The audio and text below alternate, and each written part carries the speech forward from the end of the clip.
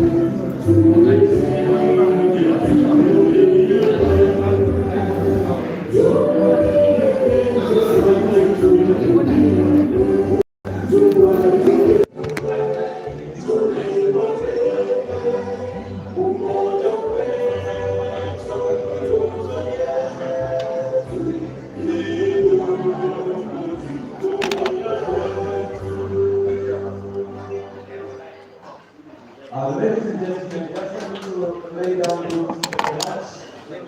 Do not score. You should not see about here when the opponent of the party compare with on the level. Yes, if you have a conducive environment, to showcase their ability and skill. Thank you very much, ladies and gentlemen. We are all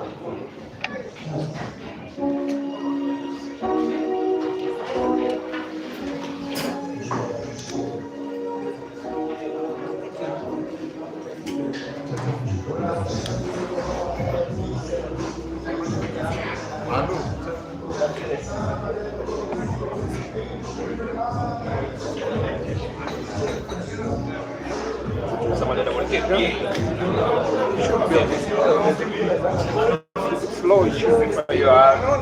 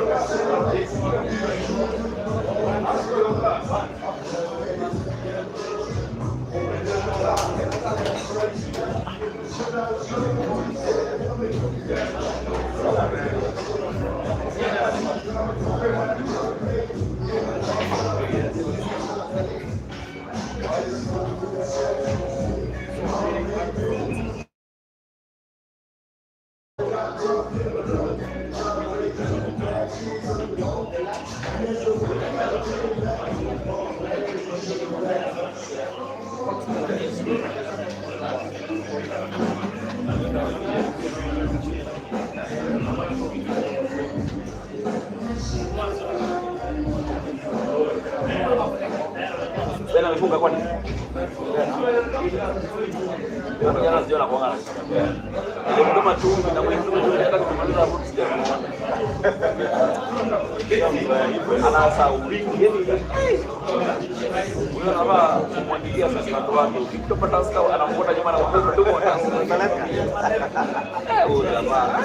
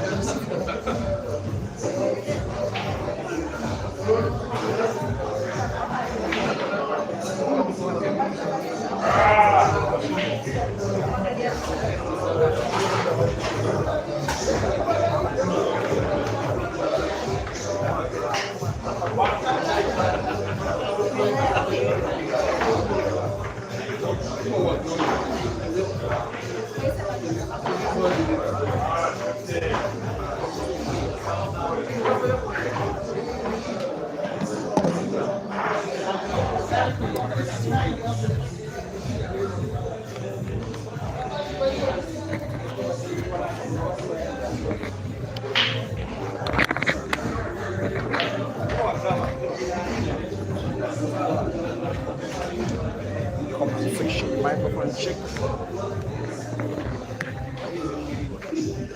Break and finish live, MCHANA Pool Club. Please notify me in the comment section if you can now pick the audio of this video feed.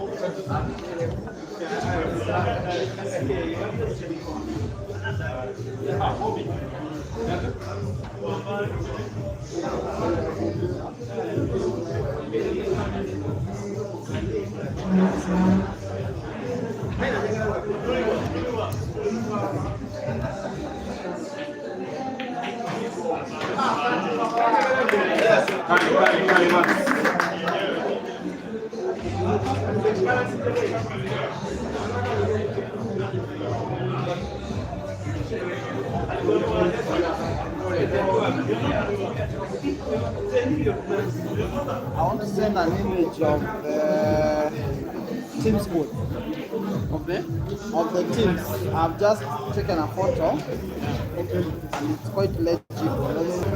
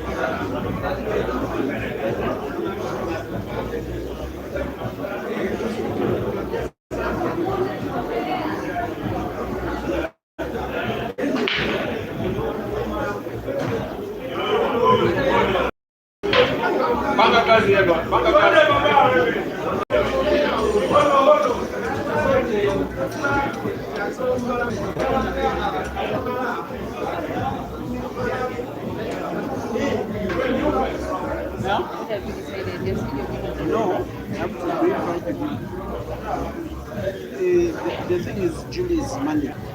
This appointment house. Now there was someone here who was willing to sponsor her, but it's basically that side of Japan. So I'm waiting for like, but I think we shall not try to get it. Even these guys, themselves can put the money just like that.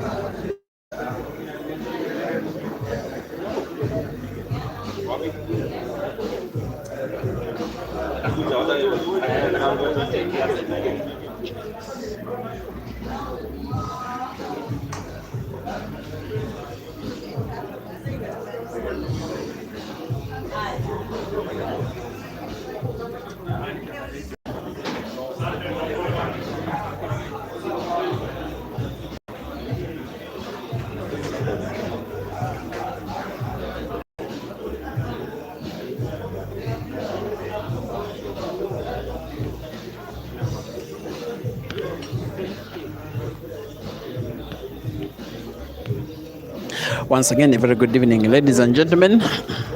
For those on Break and Finish, the YouTube channel, kindly accept my apologies for the so far bad network as it is being worked on for this match that has 3 live streams. That is MCHANA Pool Club YouTube, Break and Finish Live Facebook, as well as Break and Finish Live YouTube. Welcome to MCHANA Pool Club. Once again, we are at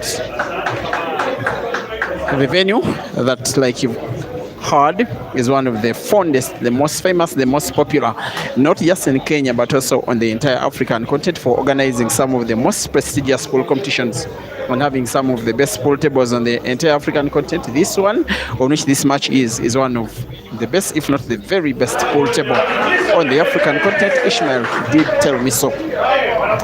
Now we are having a team game between the MCHANA team that are taking on a select team of players from the neighboring country of Uganda that does neighbor Kenya to the west.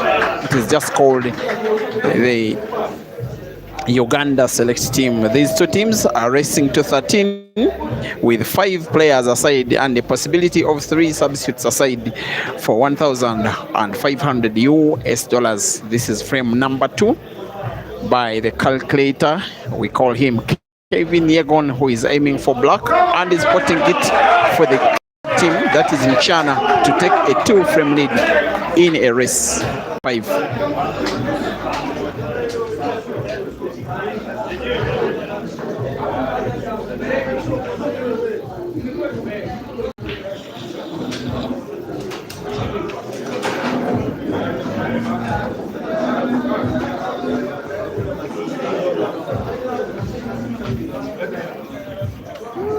Let me take a picture of this question. This one? No, it's this one. Jimmy.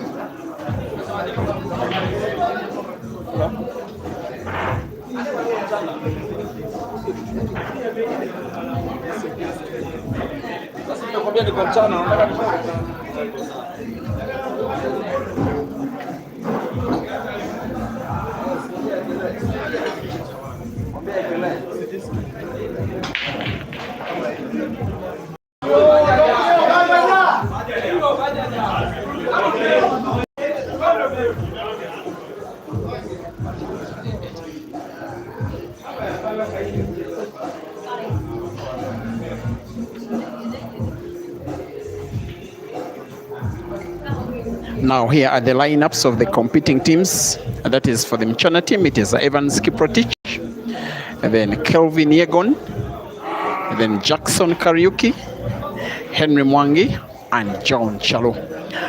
While for the Ugandan select team, it is Ian Kazibwe, Yahya Mpindi, Rashid Wagaba, Sulamatovu, and Ibrahim Sejemba.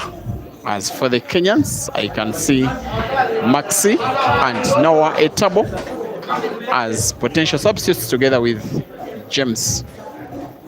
While the Ugandans did line up nobody on the bench, therefore it is going to be a 5-man army to win or lose it.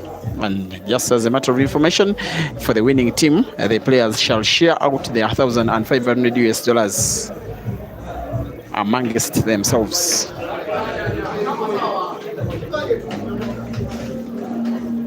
And then the losing team shall just get a handshake from the referee to tell them well played but hard luck. This is frame number 3. It is being played between Kenya's Jackson Karaoke. We call him Mrefu. Mrefu is simply direct translation in Kiswahili, which is the country's local lingua. It means tall, as in very tall, of course, for the obvious reason. And then Rashid Wagaba, the Ugandan, is nicknamed Dog City. 2 frames to 0. The Kenyan team, MCHANA, are in the lead.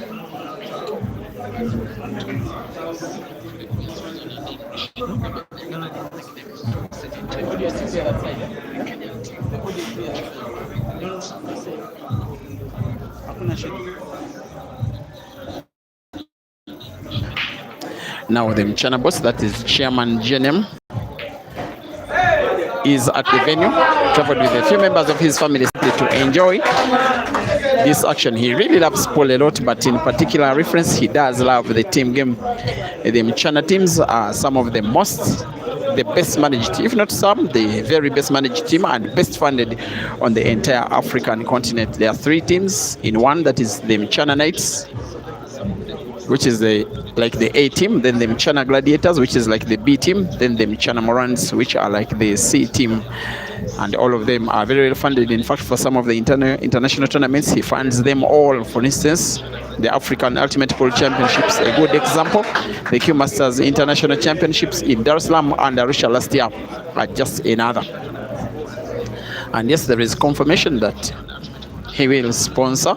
He was bigly part of the sponsorship for the Kenyan team that participated in the All Africa Pool Championships. Now, this team is pretty much a combination of the MCHANA Knights and Morans and the Gladiators. At about 2 of them, members of the Knights, are not in participation. That is John Chalo, that is Colin Stoway City, the captain of the MCHANA Knights, as well as David Mbudhi Bike, yes, by the way, plus Fahad Osman, who are the 3 Kenyans that are representing at the World Heibo Championships that are ongoing in China.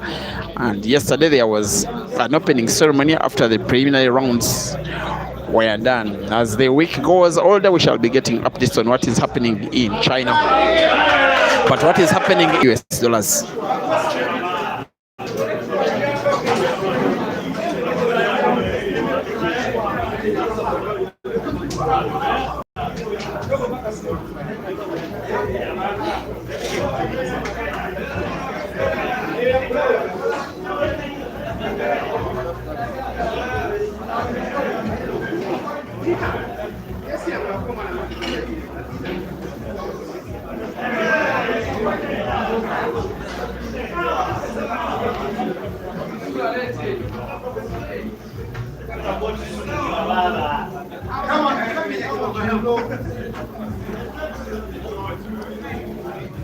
Now, just as a matter of information, there is a lot of rich history between Uganda and Kenya in all sports.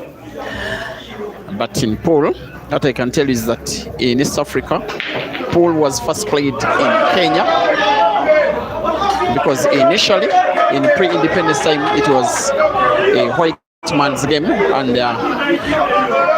and Kenya was one country which almost became a settler colony like Zimbabwe and South Africa. So a lot of British people were staying here and did play pool. Now, when the sport was organized for Uganda, it was way back, even before the year 2000. That is when the Uganda Polo Association was formed. But then the very first time the 2 countries did have a match against each other was in there. That was as way back as 1998. That is 28 years ago, when a team of Ugandans traveled to Kenya. Then they played an international friendly match at, I think, Crooked Q in Westlands in Nairobi. And it was won by the Kenyans. The very first time that the second time that the 2 teams faced off in a match similar to this one was in Kampala. In there, that was 2012. Now, 14 years later, for $600. The pot in Kampala, the match was won by the Kenyan team. Now there are two players on this team that were part of that match that happened in 2012 in Kampala, and those two for the respective teams are the two players that are playing this ongoing frame. For the Ugandan team, Sula Matovu, a very young Sula Matovu then, I even doubt he was 20, and then the Kenyan, that is Henry Mwangi. It was set system, they were playing best 3 sets, with each set a race to 13. So pool was played from about 7 p.m. East African time up to around 2 a.m. in the night. That was on the eve of the Kampala Open Pool Championship. As a matter of history, that tournament was won by Sula Matovu. The guy playing now, he defeated the guy he's playing against in the final in Kampala. Sorry, that is 18 years ago, not 16. Now, since then, there was another match that was played again in the town of Lugazi in Uganda, on the road that leads on the road from the border with Kenya coming to Kampala, just about maybe 60 kilometers before you reach the city.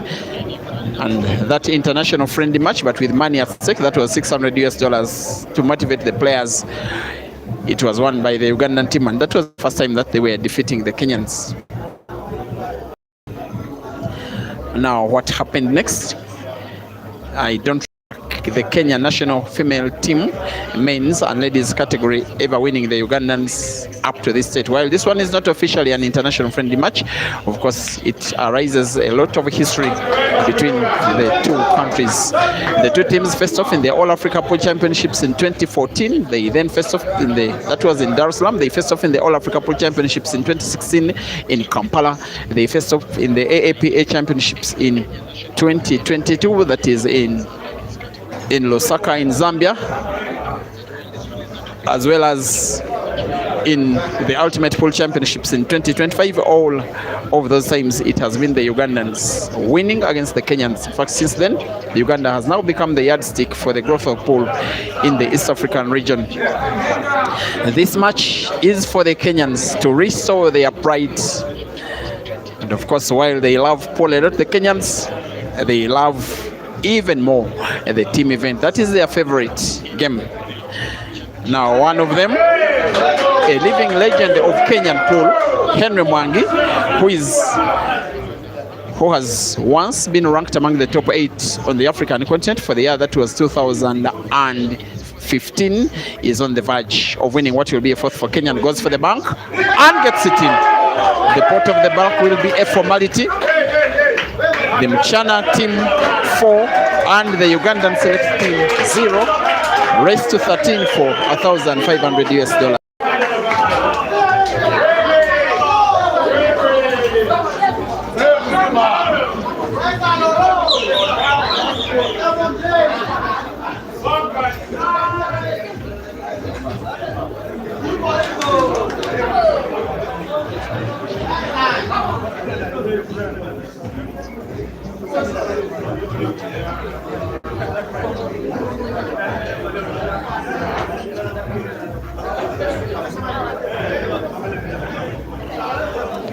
Frame number 5 is going to be played between Kenya's John Chalo and Uganda's Ibrahim Simba, with the toss being won by the Ugandan, and yet he breaks dry. The support by the Kenyans is starting to get deafening, with John Chalo, one of the most experienced players on the Kenyan team. In fact, I want to be corrected. I beg, he was as well part of, he's the second of the 2 players that were part of the team in 2012, which was the last time ever that Kenya did beat Uganda. That time round, it was on Ugandan soil in Kampala. It was called Alligators. Those that are accustomed to the city of Kampala, exactly where you find Garden City today. As for the Ugandans, only Sula Matovu is part of the team. The rest of the players on the Ugandan team barely knew how to play pool during that time.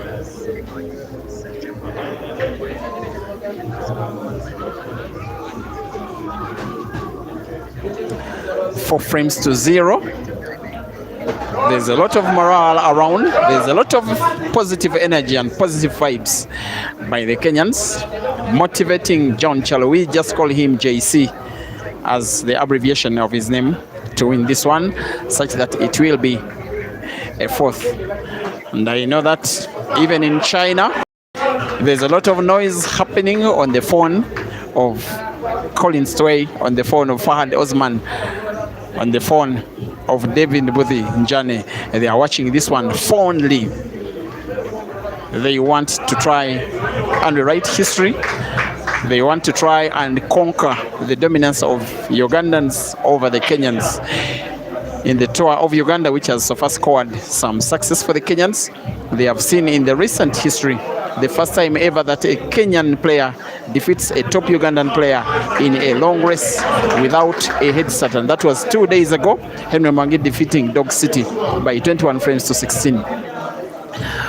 Of course, he'll be playing the red he's looking at, but what he'll be doing about the one that is frozen, your guess is as good as mine. But given his queuing, of course, he wants to play it by rail drive to the corner pocket at the top of the screen. He's playing perhaps with proper knowledge that the table is playing on could be friendly. He has played it a little too poor. Neither did he pot it, nor did he set it. And of course, the frame now will be heavily poised in favor of the Ugandan Ibra.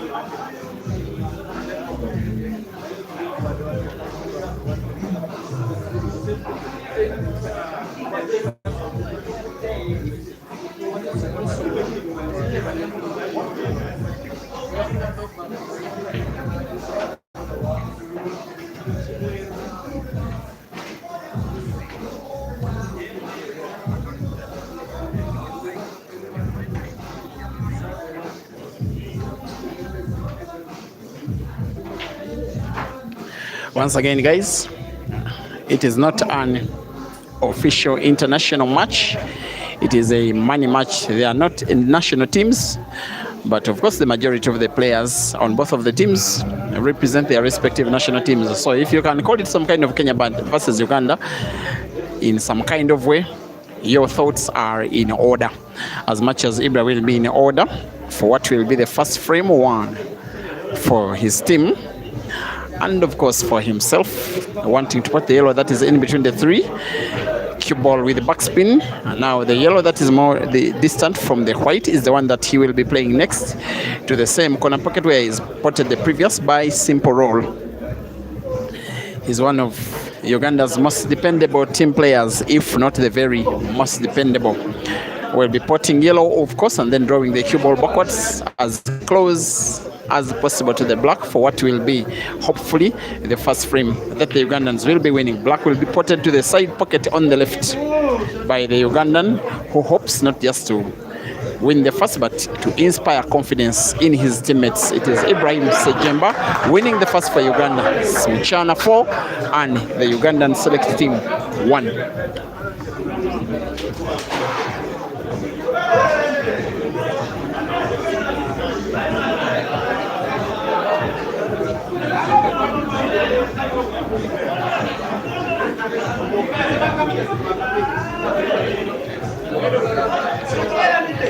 Frame number 6 is going to be played between MCHANA's Kelvin Yegon and Uganda's Rashid Wagaba.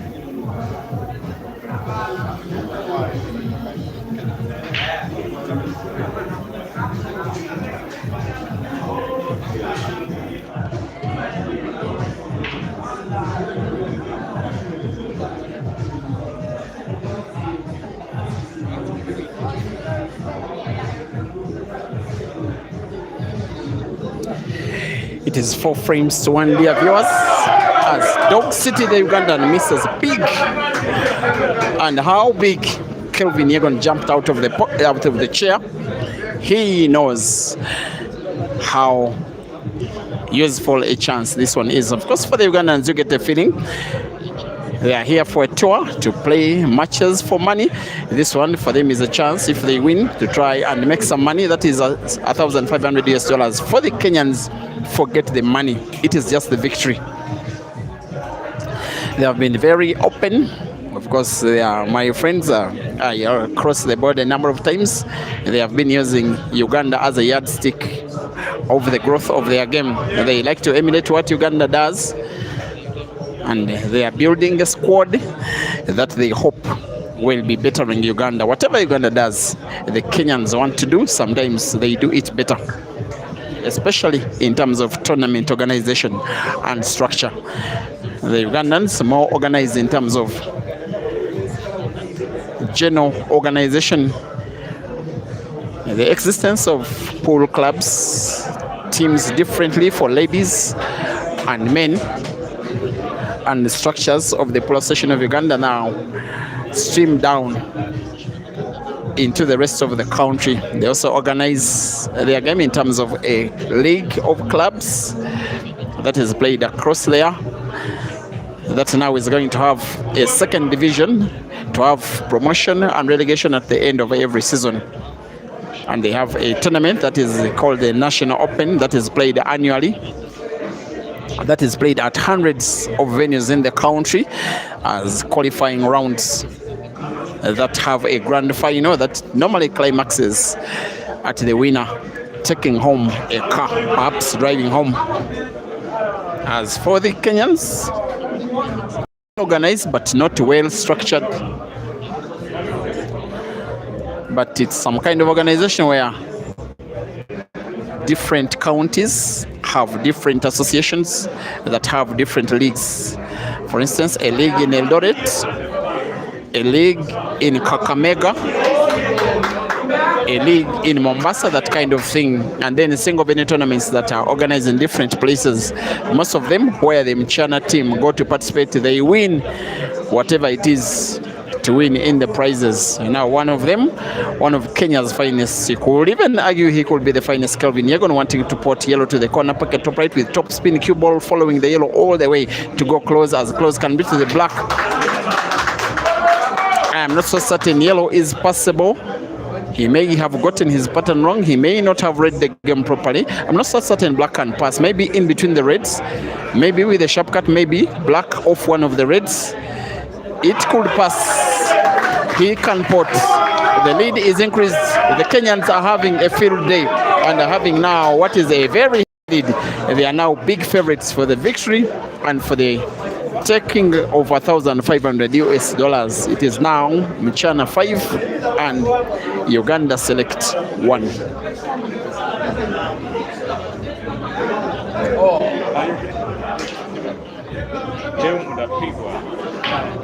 You know who we are.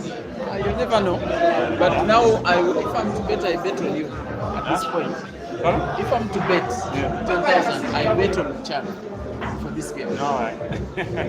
But you also fear, you think something could happen. And when are you playing here? After this match. Special race. You give me plus. Everybody gives me plus. Hakuna shida. Frame number 7 is being played by Jackson Karaoke of MCHANA, taking on another of the living legends of Ugandan pool. He's called Sula Matuva. Nowadays he's a resident in Nairobi, where he lives and works. He's so fond of this place. In fact, at one time he was employed as the coach of the MCHANA team.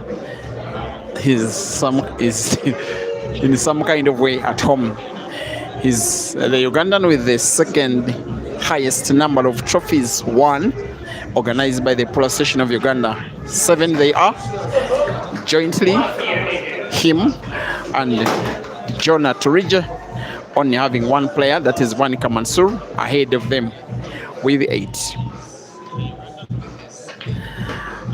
Now, this time round, It is him to show all of the experience that has kept him still some kind of classy player.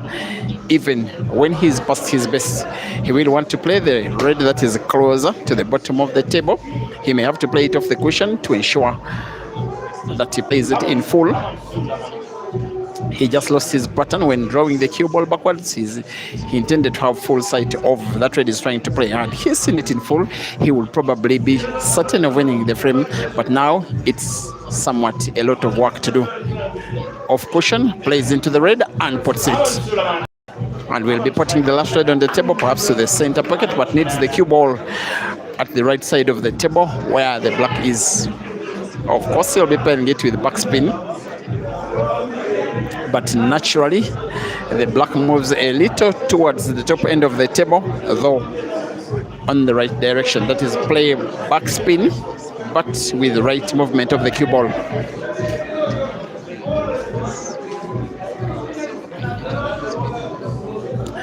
Five frames to one, the MCHANA team is leading against the Ugandan select team with Sola, hoping that he pulls this one back with another apple to record a second for his team. The skill was right, but he used a little too much power.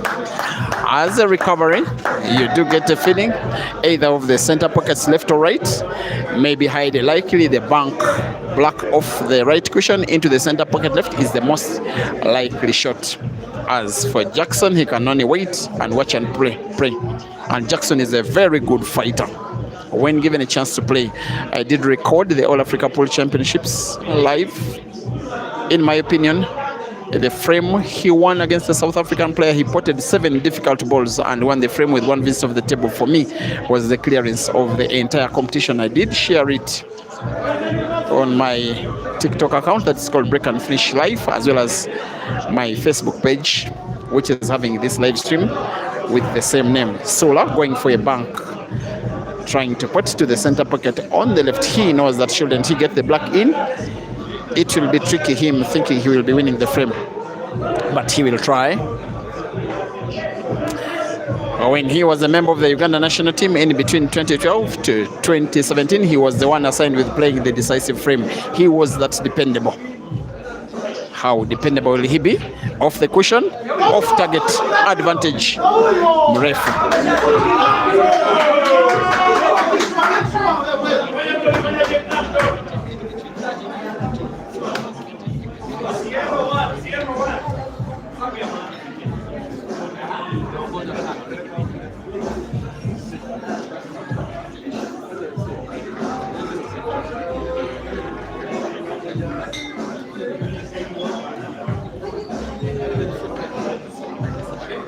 By name, he's called Jackson Karaoke. Mrefu is just nickname.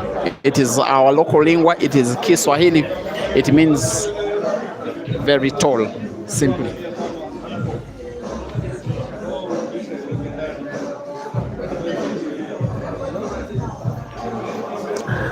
Special thanks for watching on Break and Finish Live Facebook, Sandy Mini. She says she's supporting Mrefu. With Sola now snookered, there is every chance that Jackson Karaoke will be winning this one to make it a 6th for the MCHANA team.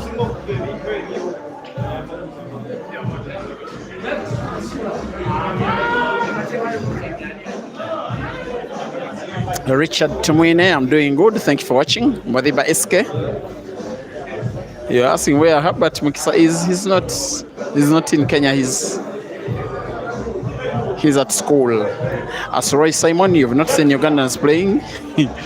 Yes, you say MCHANA are the ones playing. Yes, it's pretty much, besides the frame won by Ibra, has been an all MCHANA affair. And by Sola losing his pattern and getting snookered perhaps totally, it's a frame that is now heavily poised in favor of Jackson. Should Sola foul, Jackson will hardly be letting him back on the table. Sola will want to find the black off the cushion on the left. The first aim is simply not to foul. Find the black in some kind of way. There he goes. Finds it. Not at all. It is a foul. Advantage Karaoke, advantage MCHANA, advantage Kenya. Cyber Monk, thank you for watching. Just as is boss Ahmed asking where Ian is. Ian has played one frame and has lost it, guys.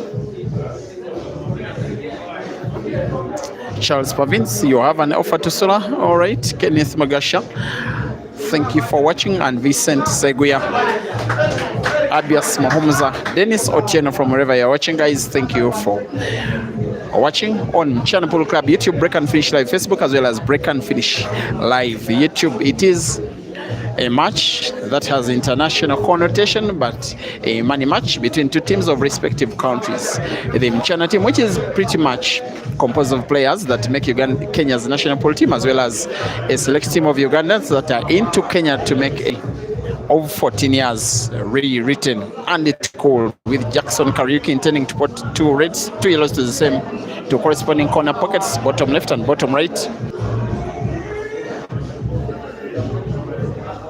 Here comes Jackson Karaoke.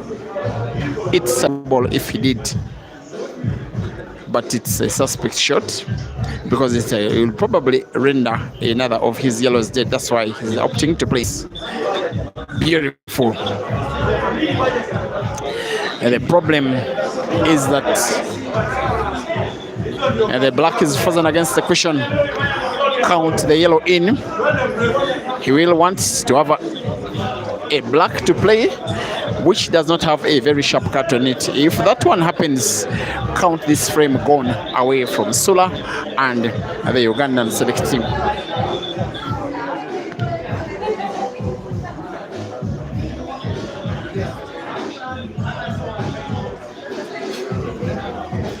He also has the benefit of home ground advantage. This is the game, the table where he trains in South Africa. He has as well now completed the best clearance of the match.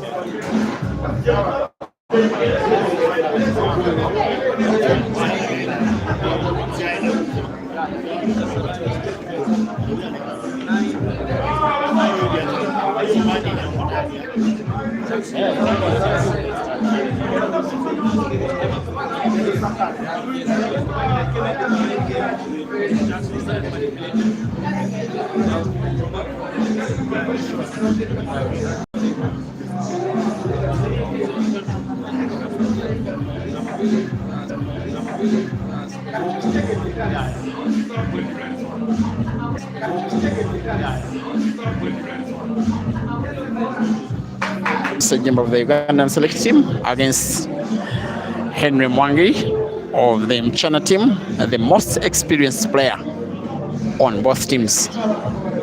That is Mwangi. Hezron Kosgei, thank you for watching. Appreciating Mrefu. Bobby Felix saying asante sana Mrefu. Brian Kurugat, thank you for watching. Just as is Moses Carlos and Dominic Motia. It is Moticia. You may as well indicate, guys, wherever you're watching from. Trevor, you think the Kenyan boys are queuing really well? I agree with you 100%. Ndema Moses, you think Kenyans have Juju? Gawe. Anonymous, thank you for watching. And Dominicus as well. It is Patrick Kimani supporting the MCHANA team all the way. And Moses Carlos, you say we don't stand any chance here. And this Solar guy is no longer who he used to be. Perhaps you are supporting the Ugandan team that is having the name, the Uganda select team.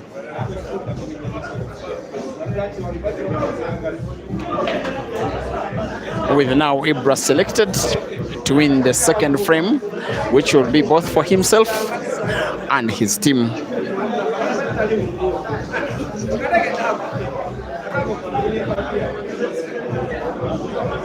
And yes, to instill the nationalism in both the players and the fans, the MCHANA Pool Club management decided to play the team's respective national anthems before the match started. There is a way the national anthem can really fire you up.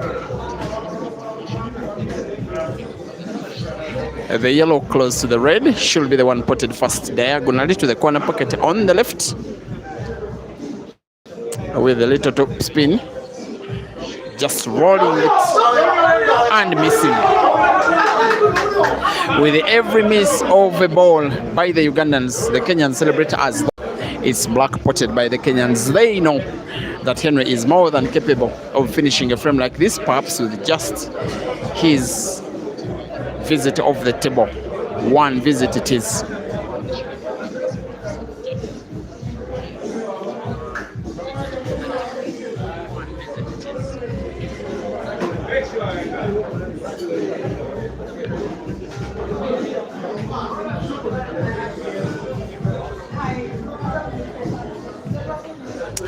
From Bombela, thank you for watching. Thabo Sibisiso, supporting the Ugandans all the way.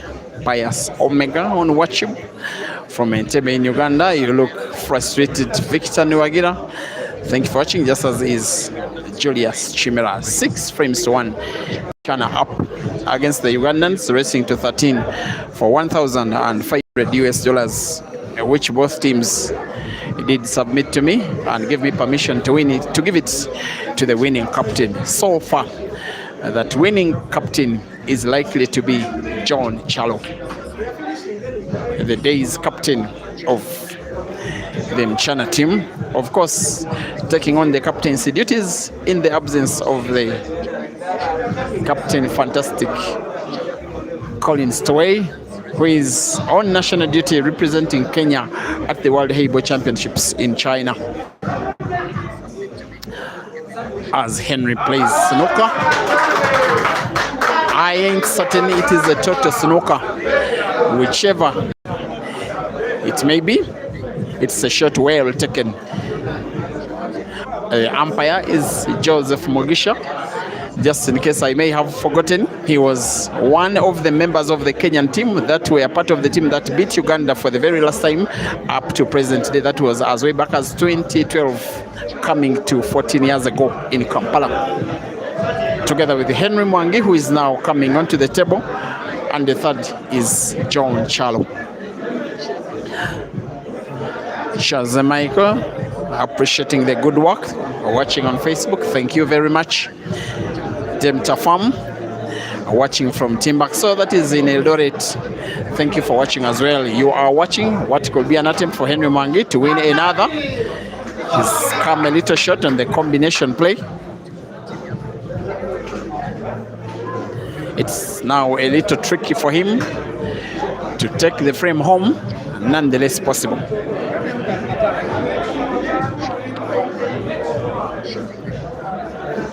Bernard Siabalila, you are watching from Zambia and supporting the Ugandans as Henry goes for yellow to put it perhaps to the side pocket, maybe a sharp cut to the corner pocket, goes for the side pocket and gets it in and plays so well. Look at the position of the cue ball now. It has an angle in which it cuts the red to the bottom corner pocket. If it does, with a little backspin, naturally the cue ball goes to the left end of the table for him to try and pot. Oops. Even all right, he's okay. He is okay, but really must aim on target. Must avoid getting snookered by leaving cue ball behind the yellow, but first must roll the ball against the cushion to the corner pocket on target. For what is looking like redemption for Kenya, Henry misses. For once, advantage Ibra. Lesmon Leta Lama Besele, thank you for watching, supporting the Kenyans in South Africa. Just as Kalawa, watching from South Africa. This is an East African derby between the Ugandans and the Kenyans, with the Kenyans having a healthy lead, but it's just one Ugandan that has won the one and only frame for his team in the match, and he could win the second both for his team and himself. Ibra versus the black for a second, and it's in. Uganda selects 2 and MCHANA 6.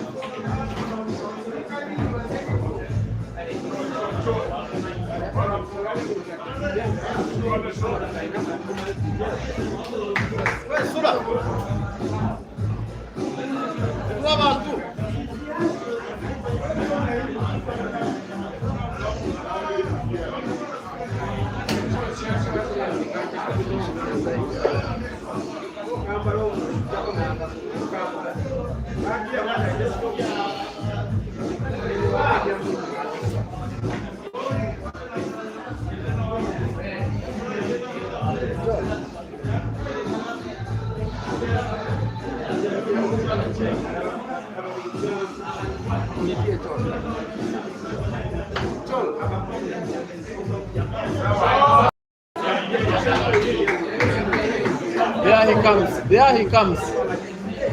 That one. That one. That one. That one.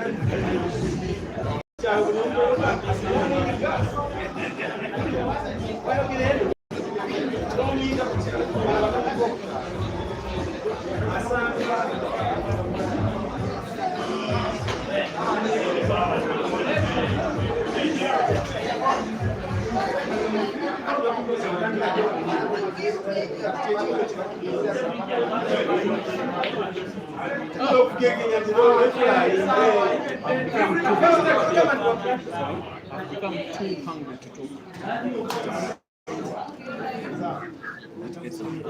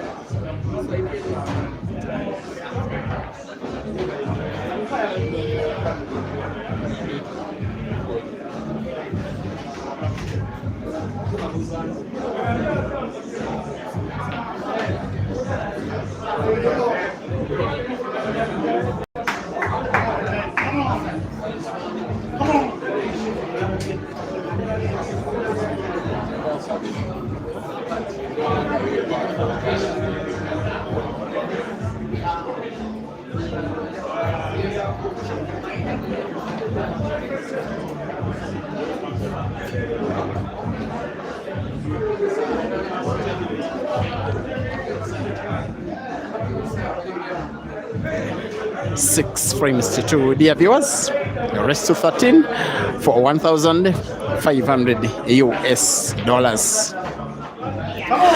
Now maybe you may have each and every reason to say that you could have seen one of the better, if not the best shots of the match, at least so far. Who could be the most lethal left-handed player on the African continent, having overcame his biggest rival in the use of left hand in 3 money matches, that is Ishmael. He's demonstrating that by winning a third for his team, which is a first for himself. Ian defeats John Chalo. It is MCHANA and Uganda Select 3. The next frame will be the 10th. It will be played between the Ugandan youngster Yahya and the MCHANA star Evans Kiprotich. We call him Vance.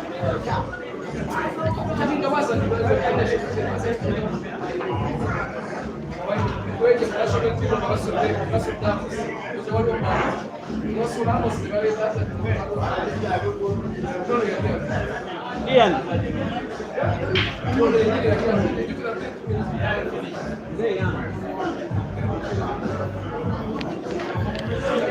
The breaks will be alternating, nothing like tossing. These two have played a money match earlier today. It was won by Evans, who is breaking in the 10th frame of the match. Hits the pyramid, hits it hard, but hits it dry. The table is open. You get a feeling the yellows are positioned better, with the little problem of the yellow closest to the cue ball, which in a straight shot, given the current position of the cue ball, not portable anywhere on the table. But of course, he will be going for the yellows. It is the first time in his life, over 17 years old. He looks younger than that. I am suspicious he's oversetting his age to be allowed to participate in Uganda's car competition, which is sponsored by a beverage company, with the participants having to be strictly over the age of 18. He couldn't have played the cue ball better. Closing the table and manipulating the cue ball for the would-be bad of the 6 yellows he's left with on the table. There is every chance for him to win the frame in his current visits of the table, which will be him responding to the first frame he lost by break and finish, by him winning the very next of his again by break and finish. And of course, he will be having revenge on his mind, as those that are were watching on Break and Finish Live YouTube earlier today saw him lose a little bigly by 11 frames to 6 in a money match to his current opponent Evans. Yahya misses and plays the cue ball into the yellow, plays it close to the cushion, renders it pretty much a dead ball. Of course, it will be a pressure moment, this one. Yahya is still a youngster, but a very talented youngster, and this tour will make him a very. It will increase the speed of growth of his game. That is why his manager in Kampala, also going by his name Yahya, did sponsor him to be a part of this. He has played 5 money matches here with some of Kenya's best players, losing 3 and winning 2. And on away soil, given his age, for me, is not a bad performance whatsoever. As a bad performance, at least of one shot, is played by Evans.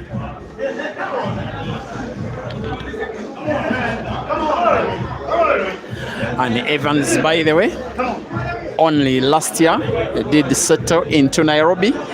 He's originally born in Western Kenya, in Kitale, only deciding to become resident in Nairobi to further his playing career, joining the MCHANA team, and he's a member of the MCHANA Gladiators team. While back home, Yahya plays for the team that is called Play Billiards in the Ugandan Pro League, and is one of the youngest players starting league matches in the country, together with two younger shooters, one of them Jackson Asiku, and the youngest of them all, Herbert Mukeza, who is perhaps watching and supporting Yahya.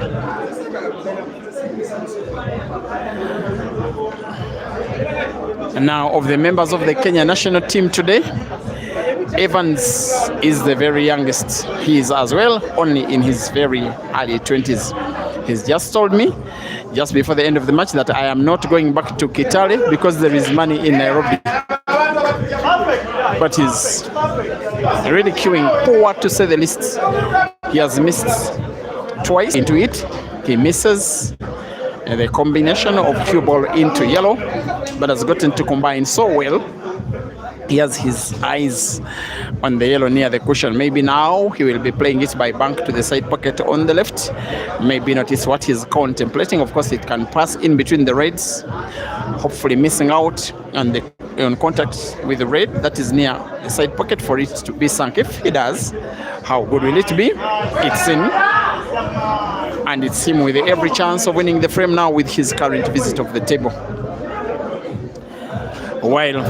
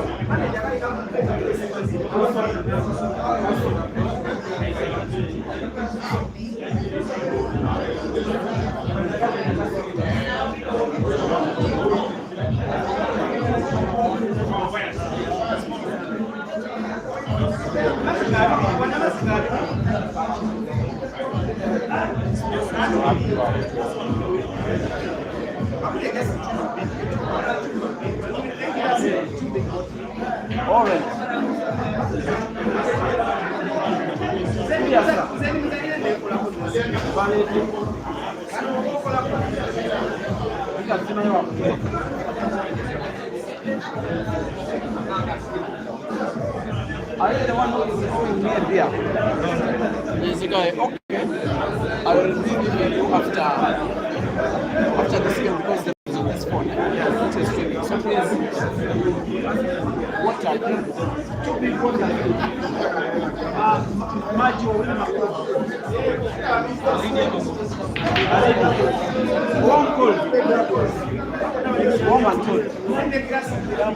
Glassine.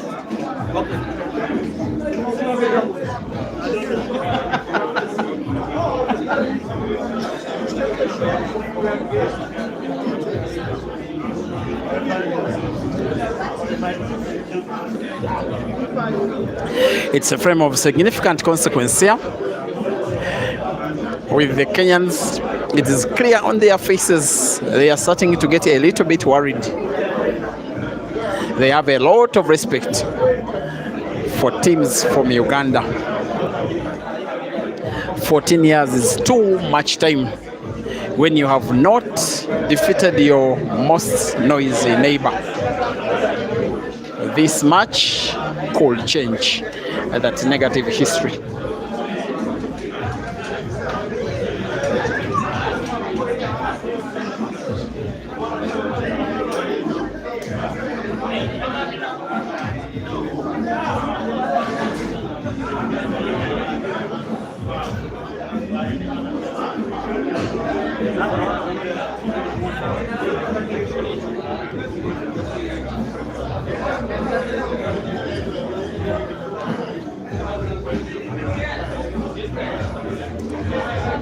There's an attempt for combination here to play red, combine it with yellow, it ends in a foul.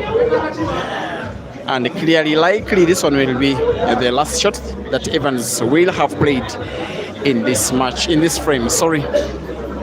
And as a matter of reminder, the live stream of this action is on 3 platforms: Break and Finish Live Facebook, MCHANA Pool Club YouTube, as well as Break and Finish Live YouTube.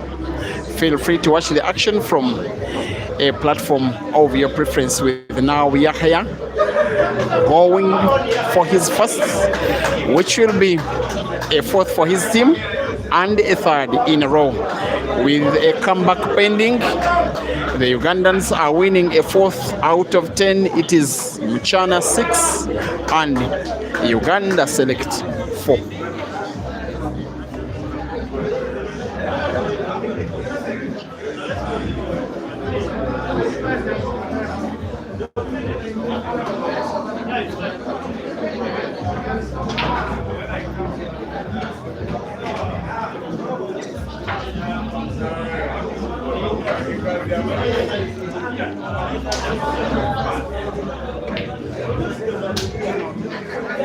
So I'm informed we are having a 5-minute timeout.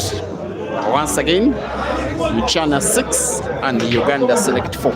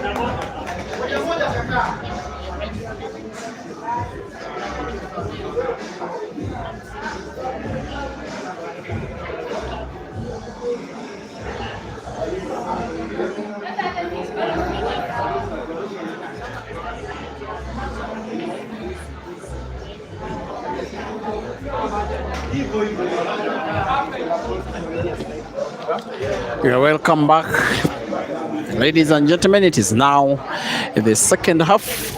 It could be more than half of what you watched if we need to go more than 20 frames, because we are playing a race to 13 for 1,500 US dollars in a match, a team game you call it, of an international nature between one of Africa's most renowned pool teams, that is MCHANA from Kenya. They are taking on a select team of Ugandans from Kampala. One of the latest recruits into the MCHANA team, Jackson Karaoke, is on the verge of defeating Ibrahim Simba for the first time in the entire match, with him having to put the red close to the cue ball to the center pocket on the left, the white will with top spin being natural for the second red to the same pocket as well. As natural as that. We know we are. With a normal roll of the cue ball against the red, he will perhaps be putting black to the corner pocket close to the bottom of the screen for what will be the Kenyans extending their lead from 2 to 3. Just like that. He's perhaps of all of them Kenyans the most gifted in terms of the ability to simply play a ball on target. Jackson Karaoke mrefu to win, I think, what will be a third out of 3. There he aims and shoots and misses. I can't believe my eyes. Not Karaoke, not mrefu, not a ball that's straight. Maybe the pressure of the occasion, the meaning of the win of the frame, and what could happen if the frame is lost. As for Ibra, the little hindrance is that if he puts the red at the bottom end first, the cue ball naturally is played into the black and will be hampering its movement, as he may need the cue ball towards the top right end of the table to put the last yellow with any kind of ease. And for that reason, I get the feeling he could even be tempted to play not to pot. Playing to pot is possible, but with some level of difficulty.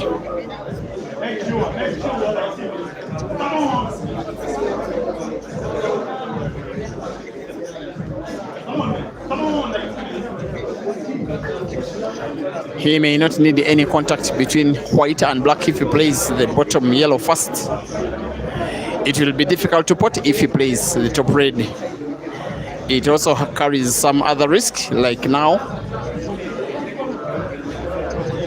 Jackson's choice of a ball to pot. The black is clearly by bank, perhaps to the corner pocket at the top right end of the table. If he goes for the bank, should he miss the bank, he will have no control of what will be happening next.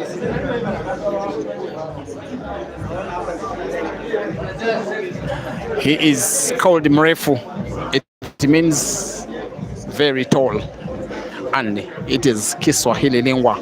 Actual name Jackson Karaoke, who is hitting black, perhaps by bank, perhaps with a sharp cut. It goes for the bank.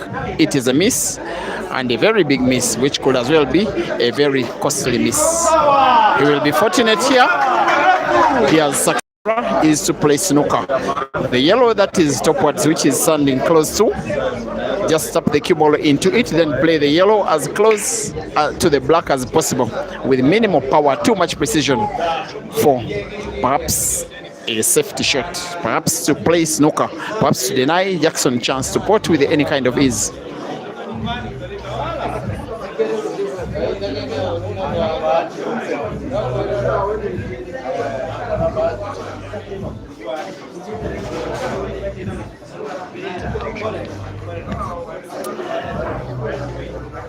It is perhaps what he's doing, and does like he was listening to the commentator. Jackson Karaoke is snookered. Ibra simply waiting for a chance to play. Jackson wanting to put black to the side pocket on the left. If he plays cue ball off the cushion on the right, off cushion, misses black, foul. At the second time of asking, he found the black. At some point, the commentator had already called it as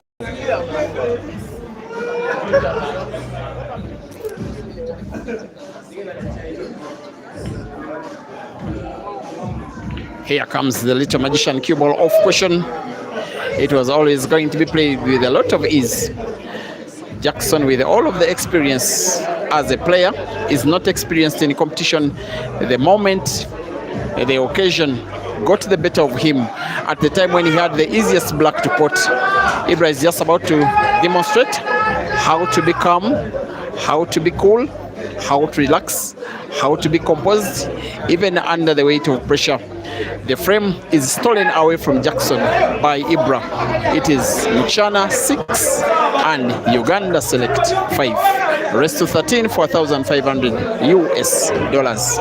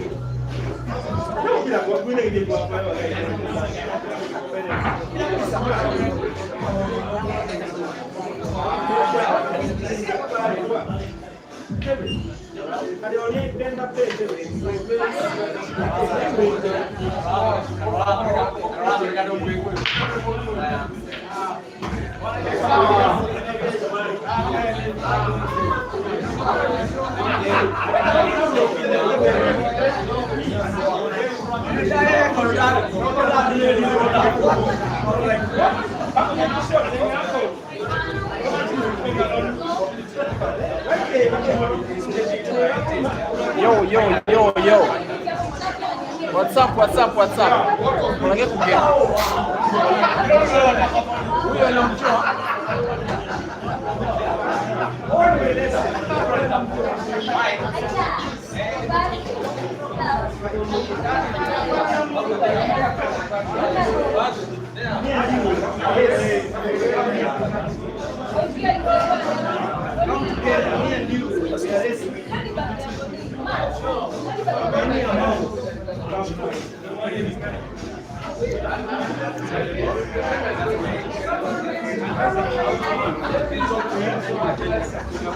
Go to the bus park.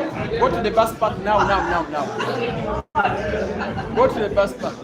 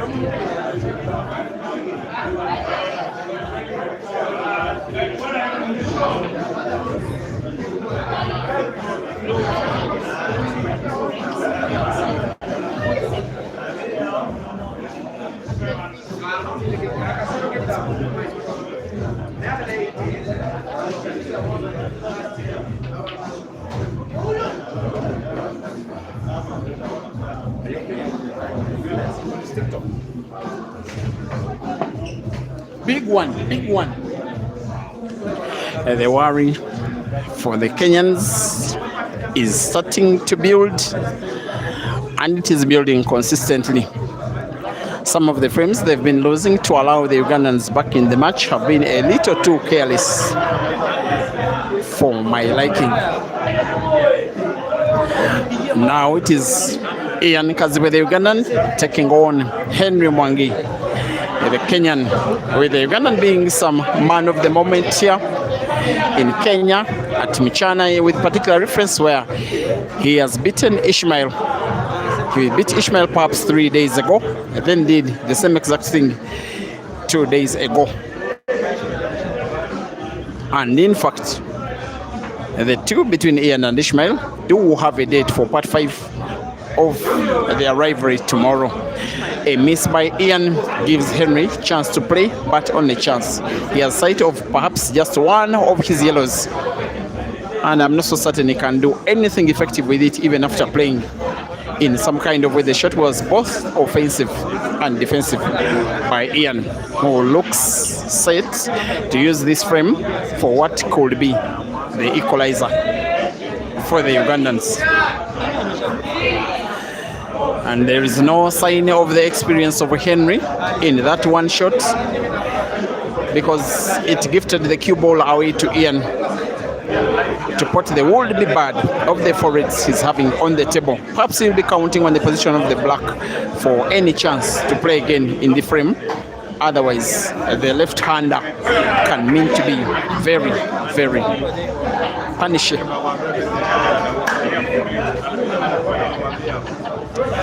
6 frames to 5 for the Kenyans, with the Ugandans hoping to use this ongoing frame to equalize in the match.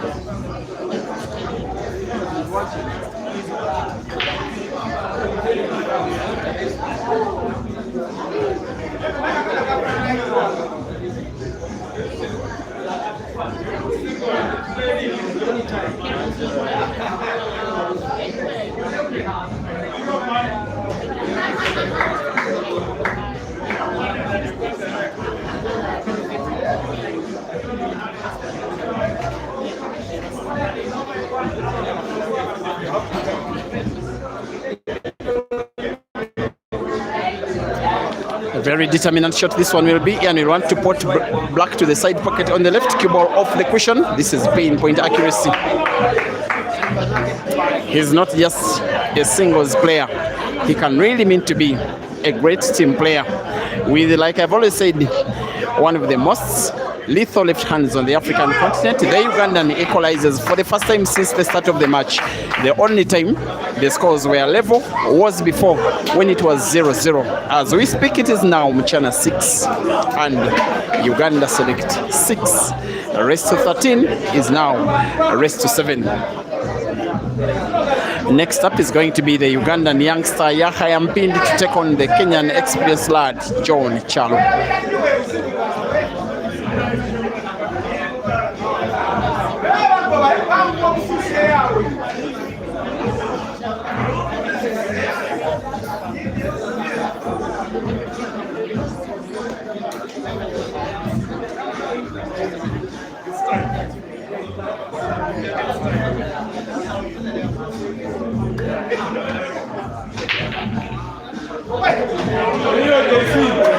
As for Yahya, this is the biggest team game of his life, and gets to break his third frame in the match with a foul. As for JC, yet another chance to redeem himself for the guy who for about 2 years was ranked number 1 in Kenya. That was 2014 to 2015. He's been to Uganda about 5 times to participate in tournaments. 3 of the pool association of Uganda, 1 that was organized in Lugazi, and then the All Africa Pool Championships in 2016 in Kampala. As for his opponent Yahaya, it's only the very first time he's in Kenya. In fact, it is the very first time, understandably given his age, to be outside Ugandan soil. Scores are level. The match is tighter. Too close to determine who of the 2 teams will be walking away with $1,500 US, and of course the money. The beauty is that that money shall be shared amongst the winning player, the winning team. That's 5 of them they are. You can do the math. Each one some $300 plus some change. Now the commentator plans not to surrender the 50. If each one takes the 300, why? And he's not joking.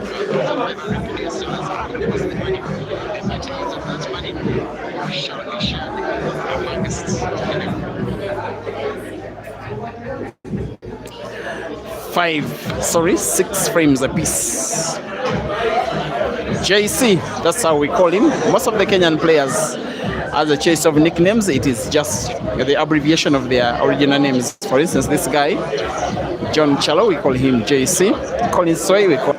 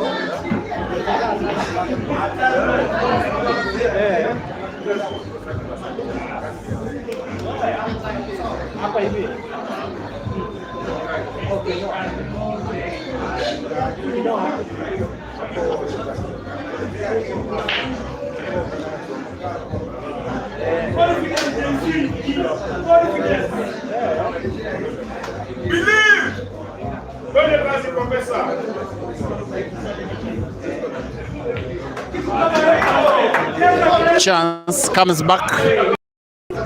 He won the first frame, lost the second a little bit in this fashion. He really needs to redeem himself, needs to regain for his lead. The lead in this one will be playing yellow. He's looking at with little top spin, and the rest is a formality.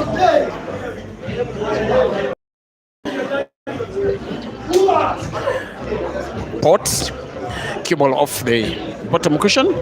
He uses backspin. He could get himself snookered. Look at this. He escapes only just in a frame that has been marred with mistakes. JC almost committed yet another mistake. I believe from my camera position that he has sight of the black enough to put it, and with relative comfort, and it's in. In the end of the day, experience overcomes experiment. Team MCHANA 7 and Team Uganda Select 6.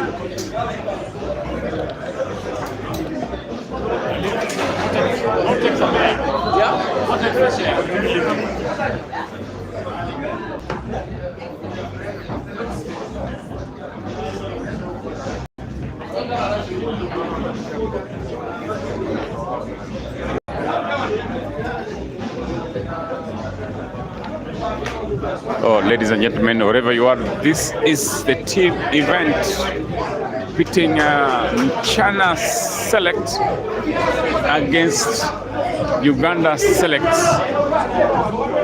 and it's built itself to be what we expected. The fireworks is there. Initial stages, MCHANA was really up, but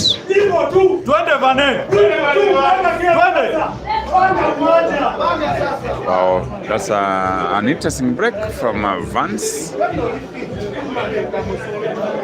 just on the commentary, this is Mighty Poja just relieving Chobe for health break. And apparently Vance has to make the choice, and this is a choice which might be interesting because it will determine how it goes. But I think he'll go for the red balls. He'll go for the red balls. They're looking so palatable indeed.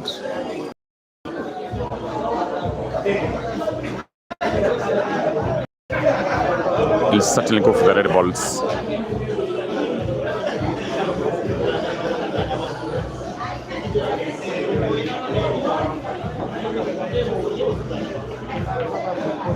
Yes. That was the right shot for him.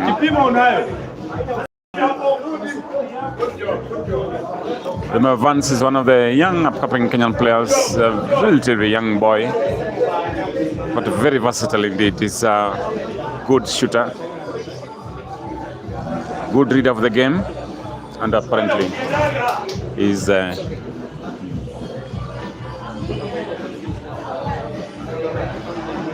I think a good tidings for him.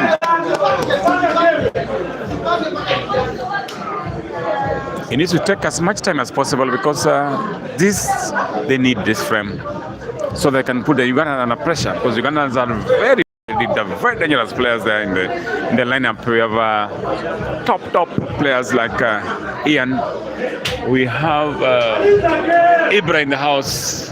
Top players. Those two can demolish any team in Africa. So MCHANA needs to take their chances extremely well and efficiently indeed.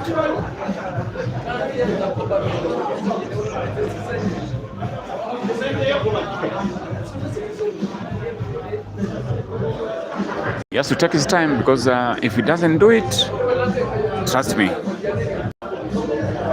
leaving a frame like that to Dog City, he's playing against Dog City, so he has to be extremely sure. Dog City is a dangerous Ugandan player. Let's see. So far, the climate is very good, very conducive. There's so many spectators here, extremely so many spectators, so packed to capacity. You can hardly breathe here.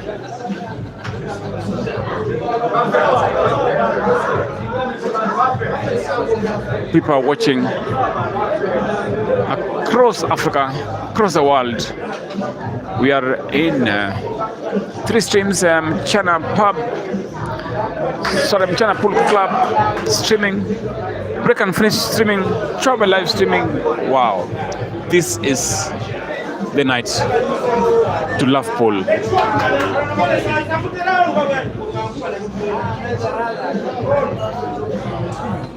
It's very tight, but he could do it. It's very tight, but he could do it.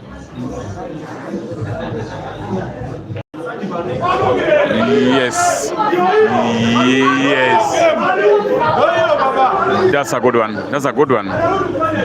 That is the resilience the MCHANA team needs.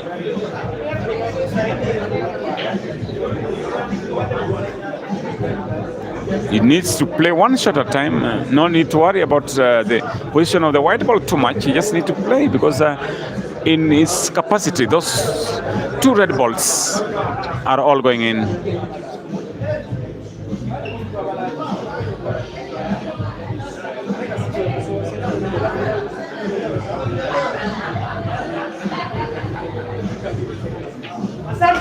Yes. What a shot. It's being uploaded by so many people here. The crowd is going. Let's wait and see.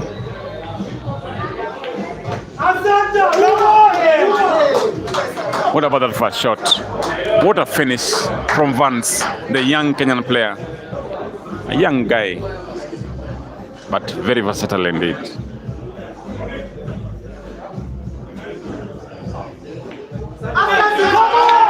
Well, that was Even Dog City applauds him. MCHANA is getting the momentum for the right moment. So we hope they maintain the momentum.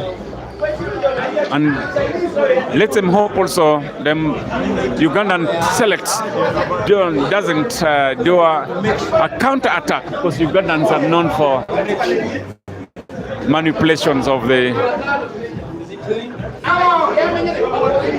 frames and the games, because they have the capacity, they have the quality and the efficiency to do that. Because I'm seeing top Ugandan players there, apart from my friend Bob. I think all these Ugandan players, Sulamatovu, previously Ugandan champion. We have top player Rashid, Dog City is there. We have Ian, top. And at the same time we have Ibra. All these players are capable of anything. So it's very important for them.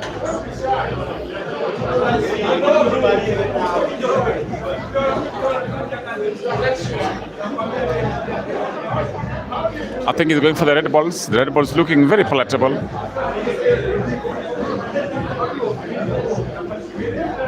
And apparently, unless the historian Chobe comes back, we'll wish to know the history between these two entities. MCHANA Pool Club against Ugandan Select. I've never seen such an entity. Will be the first one, but it's interesting indeed. So far, it has built to the expectations of the fans. The fans are very happy. The fans are enjoying. People are happy. The ambience is excellent. This is MCHANA, the heart of Nairobi City, along Gong Road, Prestige Mall, opposite. We are loving it. Everybody's happy here. The food is excellent.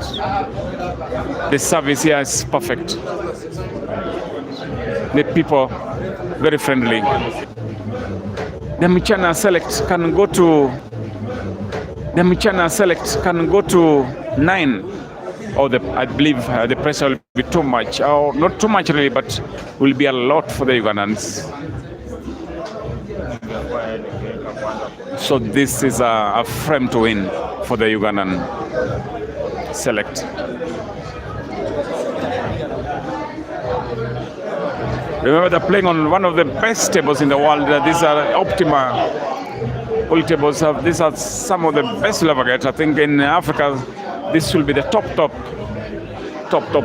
pool table you'll ever get in Africa. So if you aim, the ball will go in. There's no room for any diversion on either the object ball or the cue ball.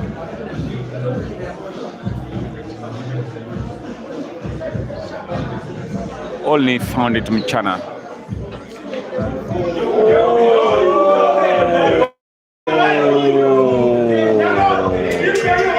Oh no!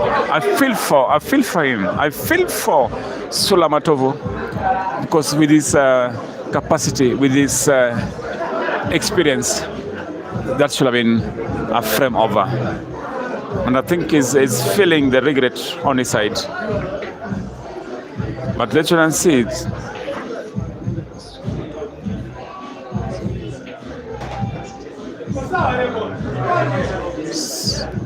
It's looking good for Yagon.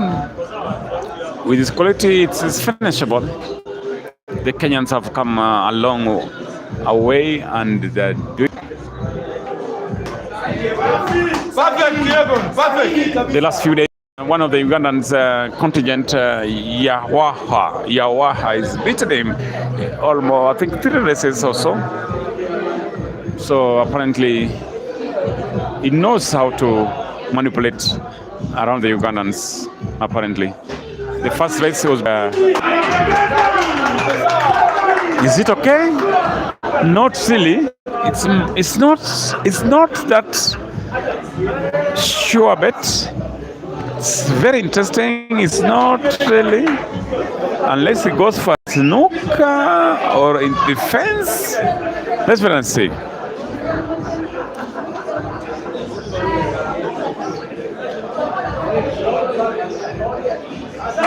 It's complicated for me. From this perspective, this is complicated. It's not one of the easiest of the shots.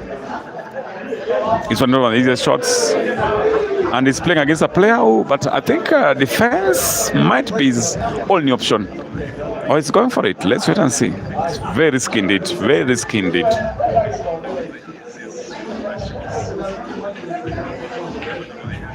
Yes, it was risky. I wish he listened to me. That was risky. That was risky indeed. The angles were not getting it right. The lock and key was not okay. He just needed to think something sophisticated in that moment.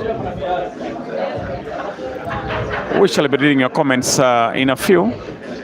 Chobe, how are the comments? How are the comments? Are you seeing the comments? Probably, because without the viewers, without those, we will not be there.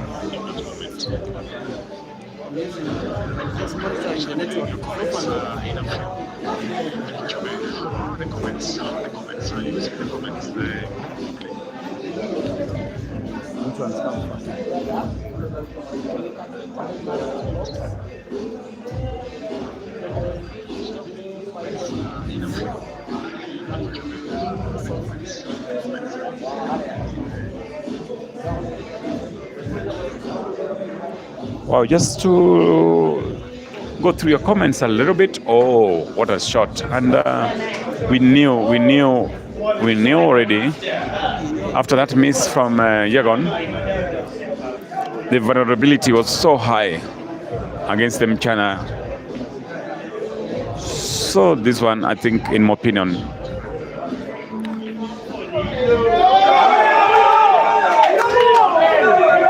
why?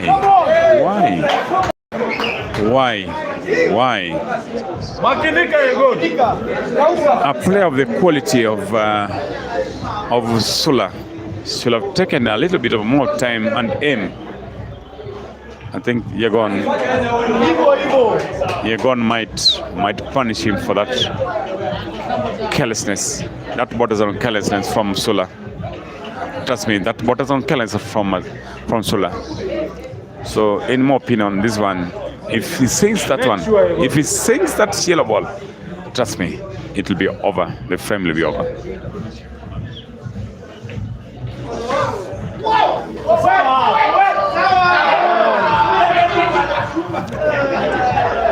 What?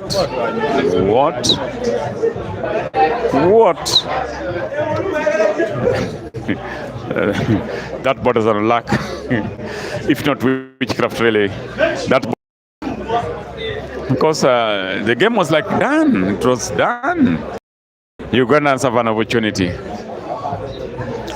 Uganda's opportunity. Sula is laughing and smiling like an antelope. Oh! How about that, July? What is that, sir? What is that? The problem with him, that was so unprofessional. When you are laughing, ensure that you stop laughing before you play your next shot, because when you're laughing, your nerves are not calm. Your body is not in sync with your mind. You don't play when you're still smiling. Okay, sorry to ask you, are you a scientist, not scientist? Are you a biologist or an anatomist?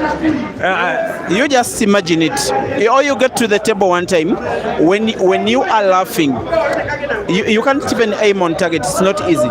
So he missed the target. His intention was to play the black ball just a little into the cushion to have it in space. Now being off target, he almost spotted it, which would have been a very big blunder given his experience. Chobe, you are right, but I just wanted to ask you, what's your real profession? Because that one borders on some medicine or some physiology or some science, or so you also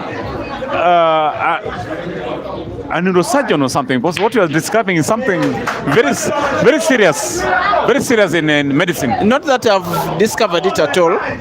In my country, for instance, the teams that have team managers and coaches, they always tell that to the players. And Sula has been in the same country for so many years. I didn't expect him to get to play short when he was still smiling. That's why he almost lost the frame for his team.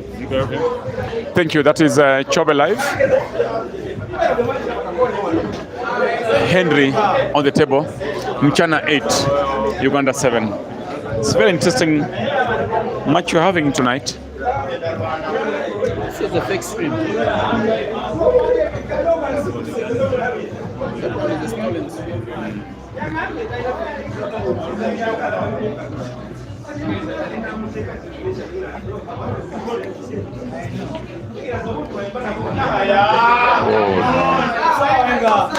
That was miscalculation. That's a miscalculation from Owenga Aka Henry.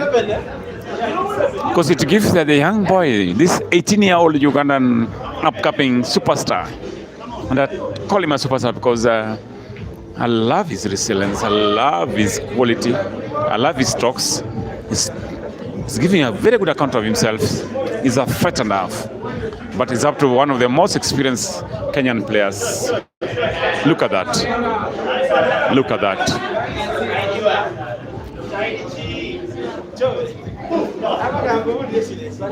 That's a snooker.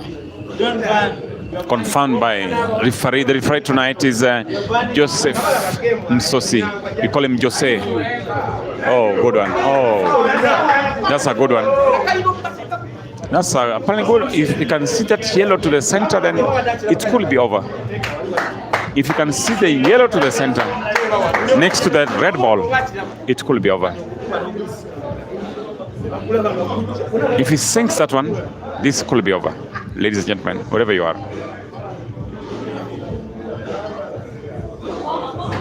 It could be over.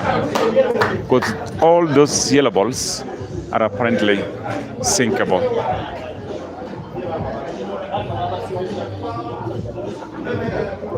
And the words, you're saying that was Sularized shot. Wow. Ben, you were saying again, yes. I think this must be Ugandans here. And then you're saying, Roger, why Yaya's playing so many games? I'm also wondering, because he needs to build himself pole. Megans, it's 7 for Uganda. It's updated already. Oh, that boy is playing good spool. All you want to see is Sula on the table. That is Dennis Otieno.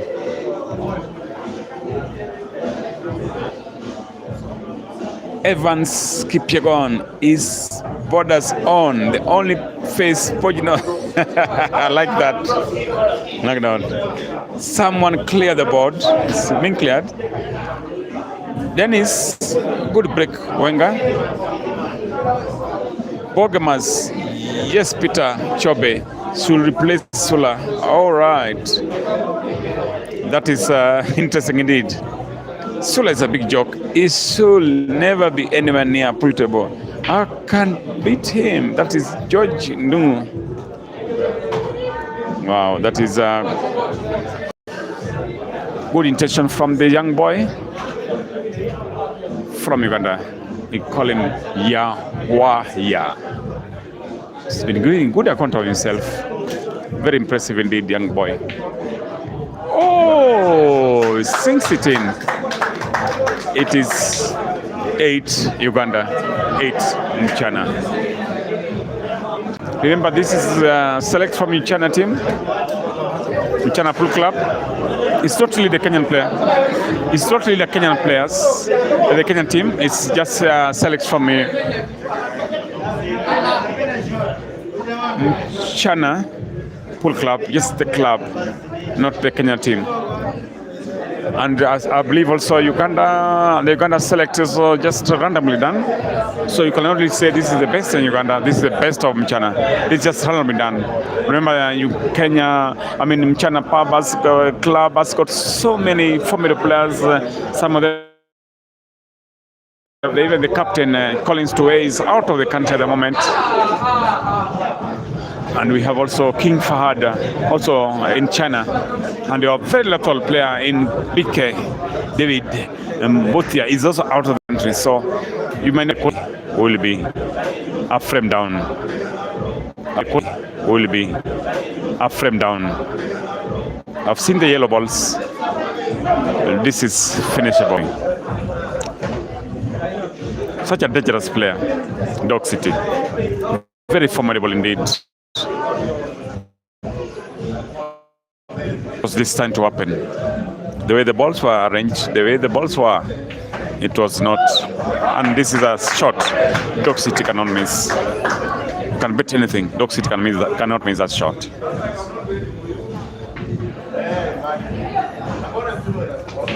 Wow, that is a powerful finish. And bringing on board, I think after Chobe has rested a little bit, I think Chobe will pick it from here. Chobe pick it from here as we anticipate the finishing line. We call it the home stretch. It's going to be very interesting, and the Ugandans are feeling like they could be having an upper hand because they're enjoying, they're laughing here, they're feeling excited, but it is never over until it's over. This game, and the person on the table, Yagon, is such a formidable Kenyan MCHANA player up against previously Ugandan champion Sula Matovo.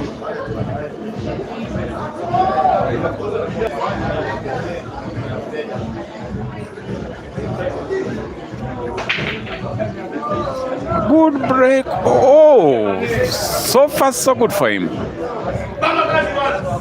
I think he might go for the yellow balls. The yellow balls looks possible. He might go for those yellow balls. They look possible and manipulatable. You manipulate those yellow balls. The red balls, apparently there could be some too tricky problem balls. So in my opinion, he should go for the yellow balls. That is the right choice. And he does so.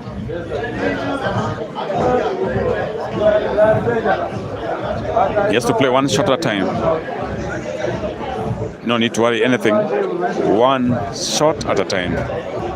Yes. One shot at a time. One shot at a time. Let's go, man. Chobe. Everything's okay? How is everything? Say you pronounce the name Yahya correct, and then you send the M-Pesa number, you get something. All right. So I'm going to say Yawaya. Yawaya. He's called Ian Lewis. He wants you to pronounce that boy's name correct and send the M-Pesa number. For me, I have your number. I'll put in the comment section if you pronounce it correct. Yawaya. Yawaya. Please just send me the money. You've qualified to get no shilling at all. No. Yeah. Okay. Yeah. I don't know, but whatever you are, ladies and gentlemen, please feel at home. Me and Chobe. Chobe is taking Del Monte, is taking juice. I'm taking water. Whatever you are, feel free to send. If anybody knows Chobe's number and everybody knows Mighty Poach's number, just send something. We can also give you the till number. Just send us something because we are here for a long night. I'm seeing even a possibility of a rematch in this because the boss is here, the chairman himself is here, and tell me, the chairman, the pool patron Africa, trust me, anything is possible with him. So here we are, the Kenyan Vans. I'm tempted to call this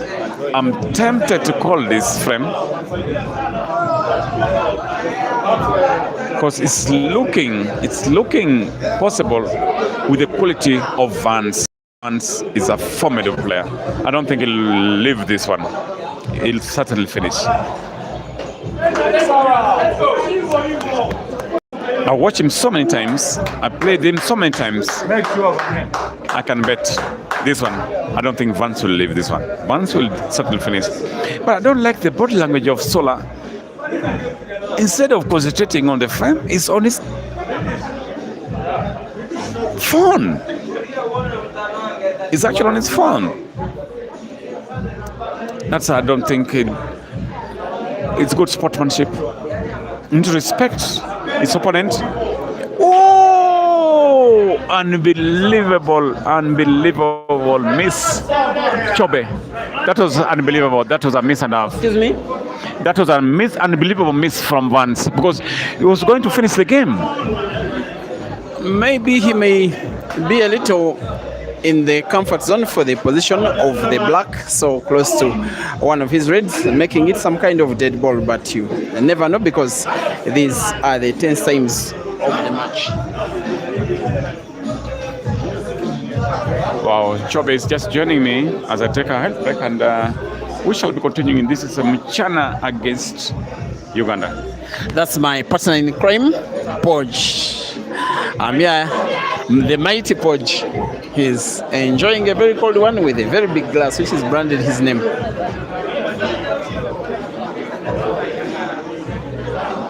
Now you are watching the last perhaps 7 frames at maximum, including this ongoing one, to determine who between the MCHANA select team, the MCHANA team, and the Ugandan select team will be taking the victory, the pride, bragging rights, and $1,500 US, which will be shared amongst the 5 players from the winning team. So, counted easily, you could say that each of the players is playing for $300 US. I'm not so certain the discussion between the umpire, Joseph Mugisha, and Sula, the player. Perhaps Sula claims this. Look at umpire claims he has sight of one of the reds, the one just in between the middle of the table. We are at MCHANA Pub and Grill, ladies and gentlemen, one of Africa's fondest places for the game pool. And for today, the brainchild behind this whole thing, we just call him Chairman JNM. He likes pool in specific reference to the team game. He does love the team game.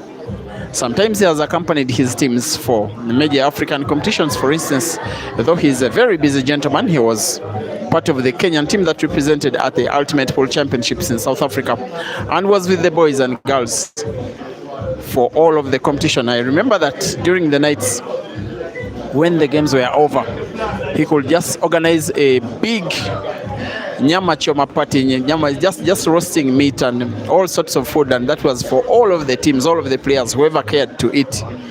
And he quenched our appetite for meat while in South Africa. He's a very great gentleman. Sola Snooker wants to find and put the ball at the center pocket. He gets to find the red and plays it not to get potted. And yes, he survives.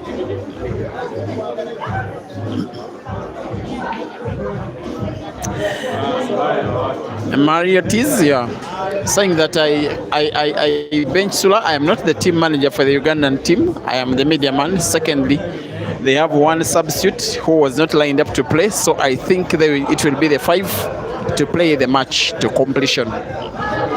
And all of them have won at least a frame in the match. Evans Kiprotich going for yellow, the one that is close to the center pocket on the right, wanting to put it to the corner pocket top right. There goes the shot. A miss it is.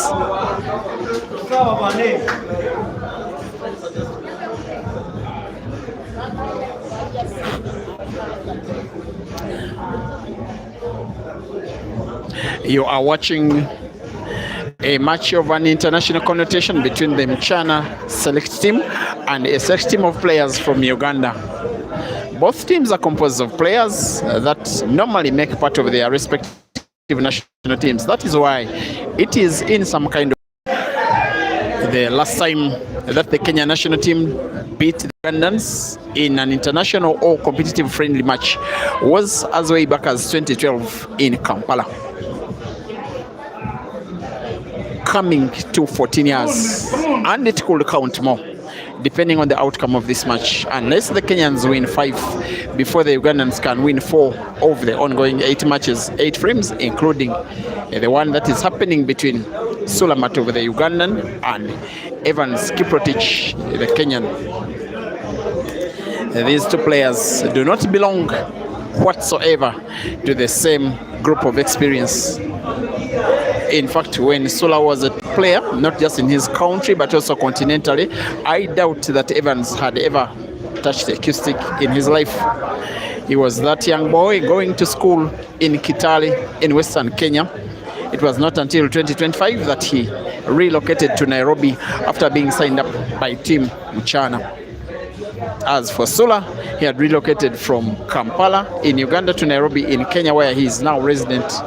It is where he lives and works, speaks Kiswahili language very decently. And sometimes the Kenyans, when he's playing, they pull his leg that huyo ni Mkenya, that one is a Kenyan. He will play a shot that will benefit us.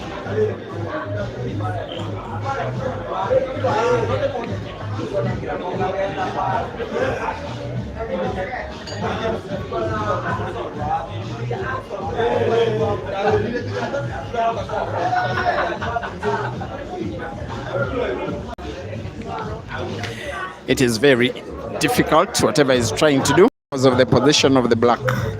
If played any carelessly, the black will get potted to the corner pocket. He may need the ball close, extremely close to the left end of the table. I think it's a shot that has been played quite well. Maybe of the 2 reds, the one he wants to play is the inside red with effect to play snooker. Simply tap the cue ball into it, leave the cue ball hidden in between those reds and perhaps the yellow. Make it difficult for Evans to find any of his yellows. Sula has to play with minimal power and avoid fouling. He has to play ball first, not cushion first. He seems to have played legally, but not a snooker. The yellow that Evans has in sight is the one close to the cue ball, as though Sula is tempting him to play it just to remove it, and then for Sula to make a clearance, which could be a 10th for his team. That ever since the restart of action, that is for the second time, they have been a distant better team, though they were a distant worse team in the first.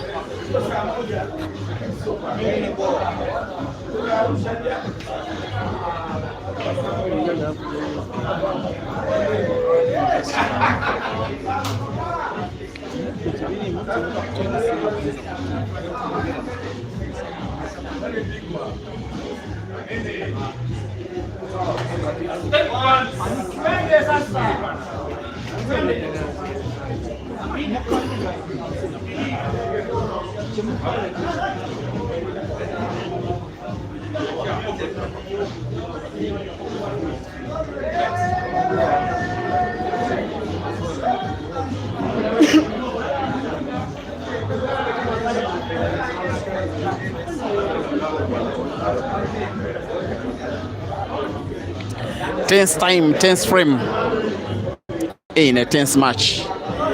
Called it the East African Derby, the Victoria Derby.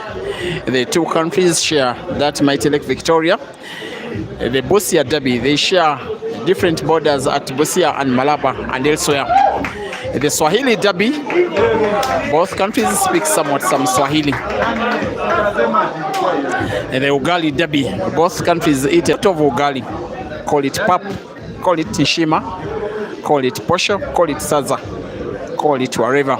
With Evans now having split up the yellows perhaps perfectly, his worry in terms of finishing the frame will be the black frozen against the cushion on the top. Otherwise, the frame is finishable, as Podge says, palatable. Not only must he pot, he must ensure he maintains cue ball for the second yellow to the side pocket on the right with the backspin, drawing the cue ball leftwards off the cushion. Well.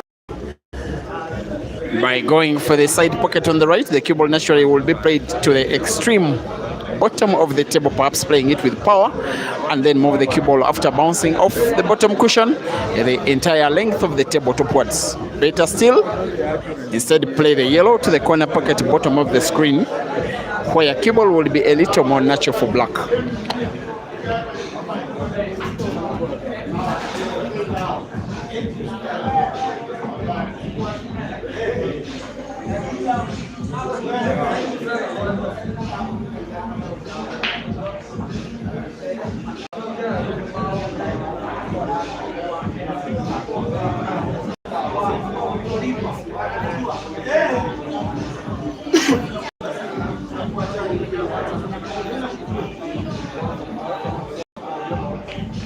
Is going for the corner pocket at the bottom, extreme bottom, which is bottom left. If you're working on channel pool club, it looks like a miss.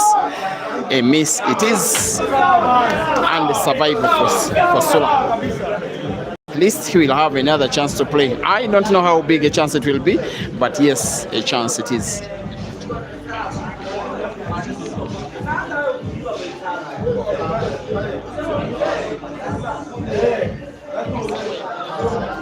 Here comes Sola, has to be on target. Even when he is on target, it won't be enough. He's bigly off target. He almost got lucky, but not lucky enough. As for Evans, he has to roll the cue ball. A slice off the yellow. Moves the cue ball by after putting the yellow to the extreme top end of the table where the black is, and it has to be pinpoint perfection of the movement of the cue ball. The cushion can drive them balls. He simply needs to guide the cue ball well enough for the rail drive of the black. Here comes the shot of the finest player from Kitale. Cue ball intercepted by the red. I believe Sola survives. He just lacked a little bit of guidance of the cue ball.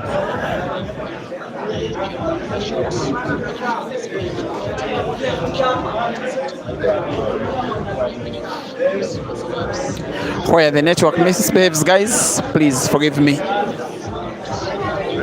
I'm actually using Safaricom, which is the best internet provider in the country, both with the router and the pure SIM card network, but today it is just not good enough. I keep flipping in between. Sometimes it keeps buffering, and could Evans buffer this black? Perhaps wants to bank it to the corner pocket. There comes the black. It is a miss. As for Sola, very tempting for him to play red into red, but has to be mindful that the red that he needs to be potted to the corner pocket at the top end of the table is frozen against the cushion. And with that kind of shooting, he leaves the cue ball at a point where if he misses, Evans will be potting black with ease to the center pocket on the right. And the Ugandans are chanting to Sola that please believe. Of course, they want to believe in his ability to pot by playing red into red, to pot at the red that is packed near the corner pocket top end of the table. Here comes Mr. Experience of the Ugandan team and pots. Very well played from Sola. A little backspin moves the cue ball as close can be to the black, as the Ugandans look to take a 2-frame lead for the very first time in the match, courtesy of the Ugandan who lives in Kenya. Sola defeats Evans. It is Team MCHANA 8 and Uganda Select 10.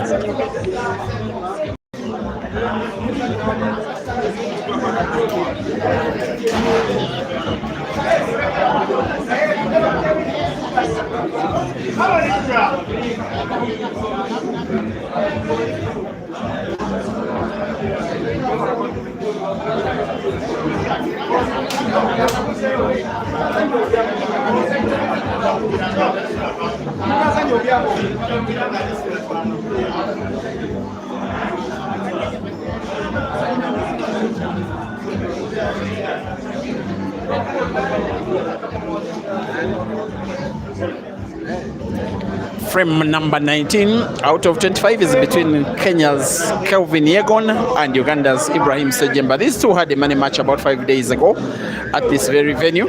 A race to 21 for $1,000, which ended in victory for Ibra by 21 frames to 9. And he's breaking for what will be the second last time of his in the match, unless needed to play what will be the last frame of the match. He gets to make a ball on the break. A tricky looking frame, and not a very good split of the balls, especially because of the 4 balls, 2 reds and 2 yellows piled up together. But given the 2 yellows near corner pockets top of the screen, you get to think, you get to believe he's going for the yellows, and yes, he is. And may want to play the cue ball into the pile up of reds and yellow.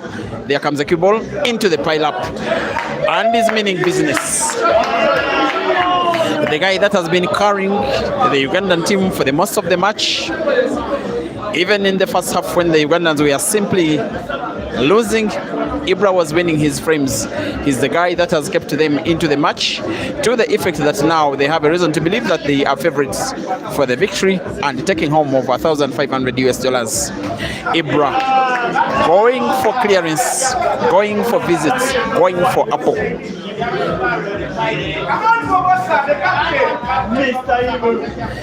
This one is clearly going to be won by break and finish. He's for the team event, Uganda's Mr. Dependable. This is like him being compared to a monkey in a forest in its own natural habitat. Ibra is one of Africa's best team players. Every team event that he plays in, he is very determinant. He will be putting the last 2 yellows on the table to respective corner pockets, top left and top right, and this will clearly be him manipulating cue ball for black with ease, I think, to the corner pocket at the right, where he has just spotted the previous yellow. Simply rolling the cue ball into the yellow, having it bounce off the left cushion with drag effect on it, just like that, and into the red, and with pinpoint perfection. That is the instinct of the guy that is called the killer. Winning an 11th by break and finish, live on break and finish and MCHANA Pool Club.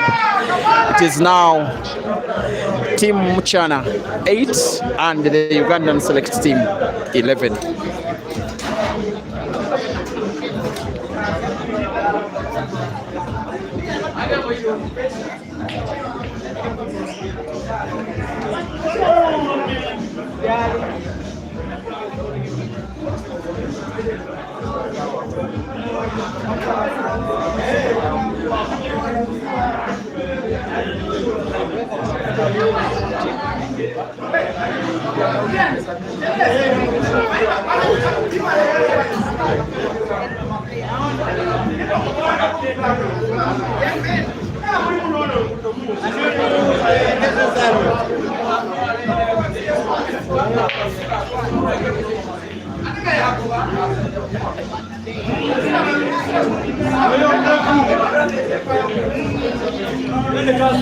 It is frame number 19 being played between the tallest of them players, Jackson Karaoke, Mrefu of Team MCHANA, taking on Ian Kazibwe of the Ugandan Select Team. For whatever reasons, the Ugandans have decided to don white, which is not a national color for them. The Kenyans are donning the MCHANA colors.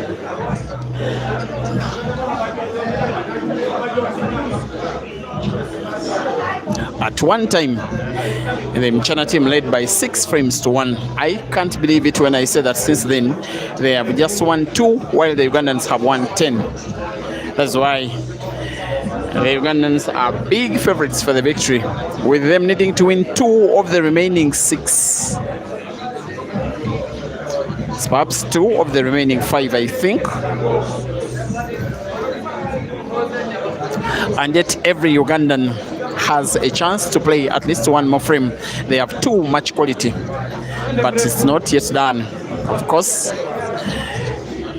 Looks like Jackson Karaoke could be responding to exactly what Ibra did last. Win the frame with his single visit of the table right from the break. By break and finish, highly likely he will. He lost a frame in the first half, which started off what is already a completed comeback by the Ugandans. The effect now that they are now trailing and trailing. Sorry, the Ugandans are leading by 3 frames. Referees perhaps choosing to play yellow into yellow by connection. Has got not to disposition the immediate yellow, which he does. And the Kenyans chant it is okay. They chant sawa.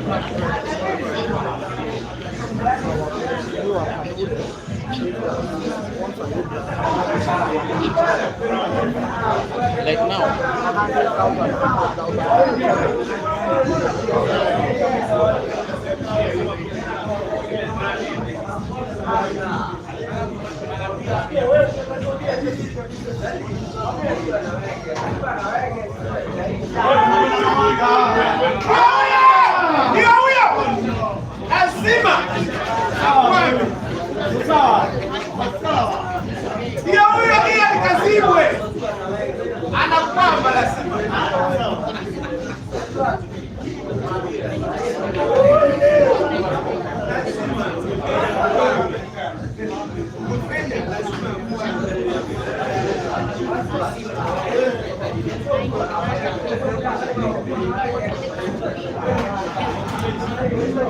What are they saying? Most likely, yes. Some of the failures, some of the misses of the Kenyan teams have been so unexpected given their good quality. They have been the most rejuvenated team on the African continent, by the way, with lots of achievements on the table in the last 2 years. Being the 5th team in the African Championships, also defeating the likes of South Africa for the very first time in the national team event. But then at the very right moment, the most important time, the critical time of the match, the Ugandans are proving way too superior. The Ugandans winning frames they are supposed to win, but also winning frames they are supposed to lose, like this left-handed guy, Ian, who steals the frame once again away from Jackson Karaoke. It is 8 for the MCHANA team and 12 for the Ugandan select team. Now the scenario is that the Kenyans must win 5 frames in a row or else succumb to defeat.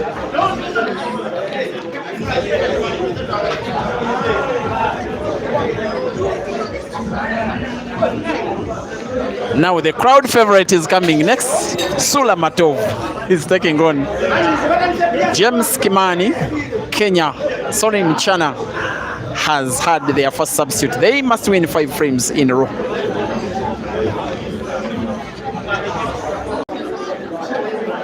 And special thanks for watching, my friend for a long time, a very important member of the Kenyan pool fraternity, Fred Karanja. You have been the missing jinx physically in this tour of the Ugandans.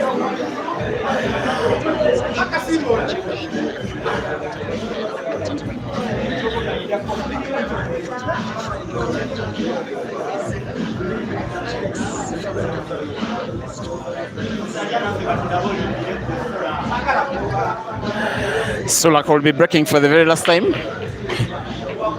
He likes joking a lot. His friends told him, bring that one home, Sula. Then he said, I don't want to win, but in a joking way. Don't take it bad. He will be fighting for the victory. In his prime, I want to remind you, in his prime days, in between the years that were 2014 up to 2017, he was not only a national team player, a full-time national team player for Uganda, he was also playing the deciding game, just like Ibrahim is doing it today. He was also playing the decisive game for the team that was called Samona, one of the most successful teams in the history of Ugandan pool. So while his performances today, having won 2 frames and lost 2, have not been exactly to it, especially how he has been winning or losing, he remains a classy player. Even when not at his best, he still plays the international pool and still wins. He is going for a clearance that could mean to be special here. He has played red into yellow, on an open table that he has potted yellow, he gets to close the table. Sula Matov playing yellows.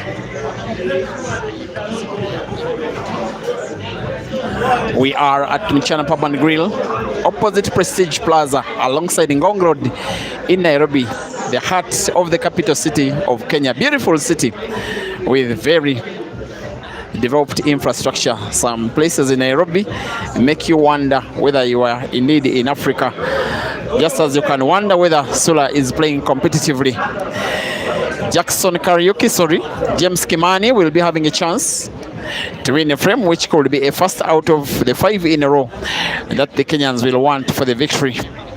The position of the Reds is a little too suspect. I just have a feeling, because I've been seeing him playing and I know what he can deliver. I think in the absence of Colin Stoy and Devin Budhi, Kimani should have started this match. That's just me thinking. I don't have any powers.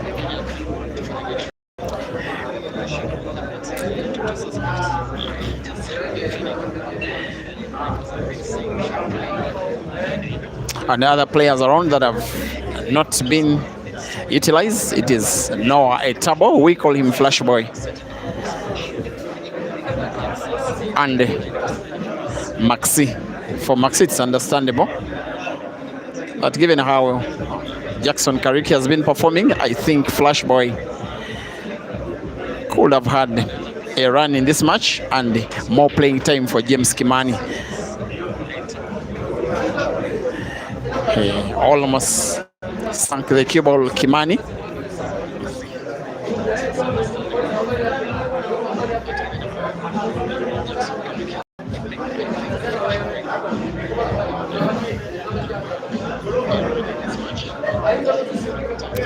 And thank you very much, those of you who are watching on all the platforms that are streaming this match. That is Break and Finish Live YouTube, MCHANA Pool Club YouTube, and Break and Finish Live Facebook. Now streaming to way over 1,000 viewers combined on Facebook and YouTube. Thank you, Africa. It could be the last moments of the match, depending on the outcome of this frame. Most especially, should it be won by the Ugandan in Sula, that will be it, because the Ugandans to 13 lead by 12 frames to 8, and they are all smiles on their bench because they know it's a little unlikely for them to lose 5 frames in a row. Nonetheless possible.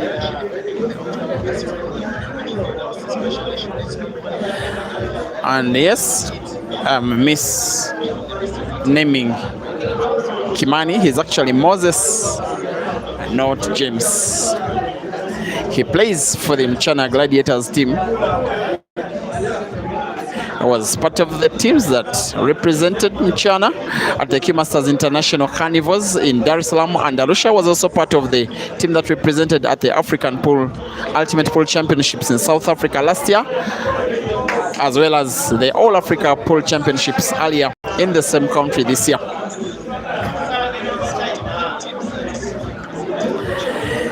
He's playing decently well and has positioned his Reds well enough for us to believe that he can make a clearance if given chance to play by Sula, who has a lot of past and present with Kenyan pool and Kenyan life. He's officially resident in Kenya. He spends almost as much time at MCHANA on these tables as the players on the MCHANA team. And in the year 2024, he was at one time named coach of Team MCHANA. He was formerly ranked first by the Pool Association of Uganda. He is also a former champion of Uganda. He won the car competition that Caesar won last year. It is Sula Matov that won the same car 10 years ago in 2016.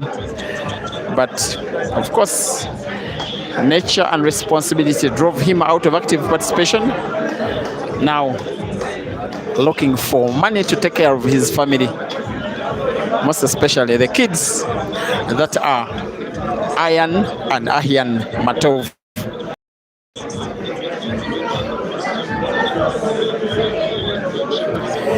He's set on trying to win a frame. That will spark off celebrations of his teammates. And he's on the verge. The game reading of one of the most experienced players on both teams, but most specifically to the Ugandans, could fetch this big one.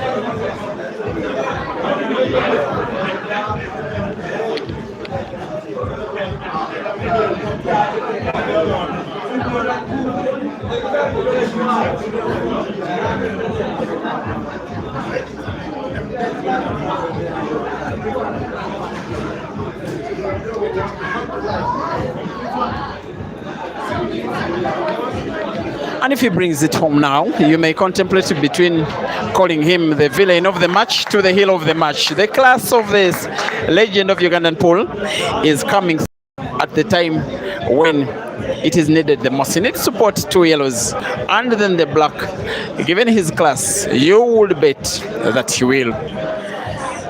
He has to play, pot, cable bounces off the right cushion and then moves a little leftwards, just like that. James Moses Kimani will probably be losing the frame. That will be losing him the match. The pot is expected, the movement of the cue ball, we can wait and see. It is even better. While he has been suspect, his class has seen him through. And ladies and gentlemen, once again, the Ugandans have defeated the Kenyans. While it was not an official international competition, given the players involved, this is pretty much Kenya versus Uganda. It remains that the last time that the Kenyans have beaten the Ugandans internationally as a team was the year 2012 in Kampala. For the Kenyans, the search for a first victory against the Ugandans does continue into its 14th year. Final score, MCHANA select 8 and Uganda select 13.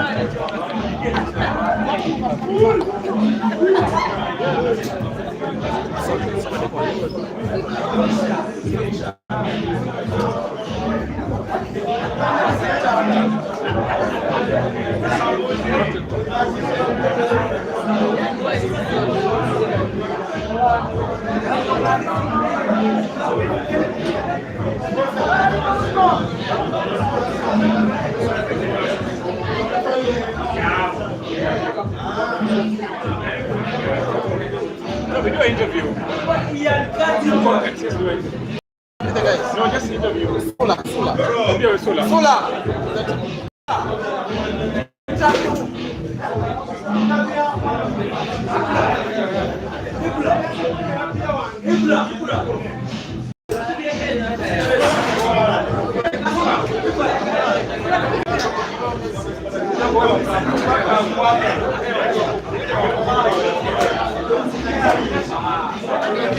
So we hope to have a little interview with the player that at one time was the worst performer of the match, nowadays now some kind of man of the match, and that is the Ugandan Sula Mato.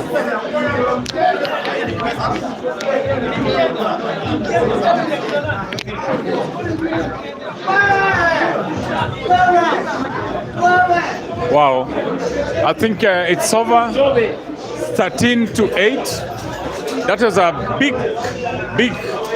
comeback from Team Uganda Select. But I think I will just interview Sula. Wow. Consider Sula.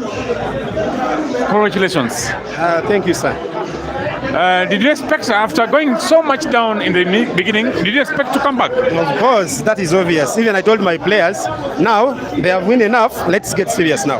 All right. Yeah. I know we can do it because I know us with Kenyans, you know, the results. All right. So from here, what do you think? There's so many matches coming up, the race is coming up, and a possibility of a rematch because the chairman is around. I think maybe not today, but before you guys go back, I think there might be a rematch on this one. So you're ready for the rematch? We welcome them. We are ready. Supposing that other top MCHANA players come to the table. Just even more Ugandans are coming. I heard Kasozi is coming by Saturday. Will be Nairobi. Okay. So more pool in Kenya. All right. Yeah, just expect more pool from Uganda. More pool players are coming to challenge Kenyan players. All right. And Ishmael as well. All right. Just expect. So you're going to see also South Africa against Uganda in the coming weekend, these days. Anytime, any day, Ugandans, they're always ready. Just know that. Okay, but going forward, to be fair to the Kenyans, the trajectory, the way the Kenyans have improved their game. What do you say? What do you say? Just be fair to the Kenyans. Yeah. The game 5-6 years ago was different from now. Do you see the Kenyans have really improved? Actually, I believe in Kenyans that they can improve their game. Even you can see nowadays the way they are playing, they're actually good. They have really improved their game. All right. Yeah. So I believe in the next 2-3 years they will be far. They are very good players. One thing I want to say Jite might be coming to deal with you guys. At the same time, I suspect Ishmael has called South Africa for some backup. So I'm a little bit surprised to see South Africans coming. Like I told you, they are always ready. Ugandans are always ready. So just know we are ready for everyone as long as it's about playing pool. Right. They are all ready. All right. That's what I can say. Thank you. Congratulations. Thank you, sir. All the best.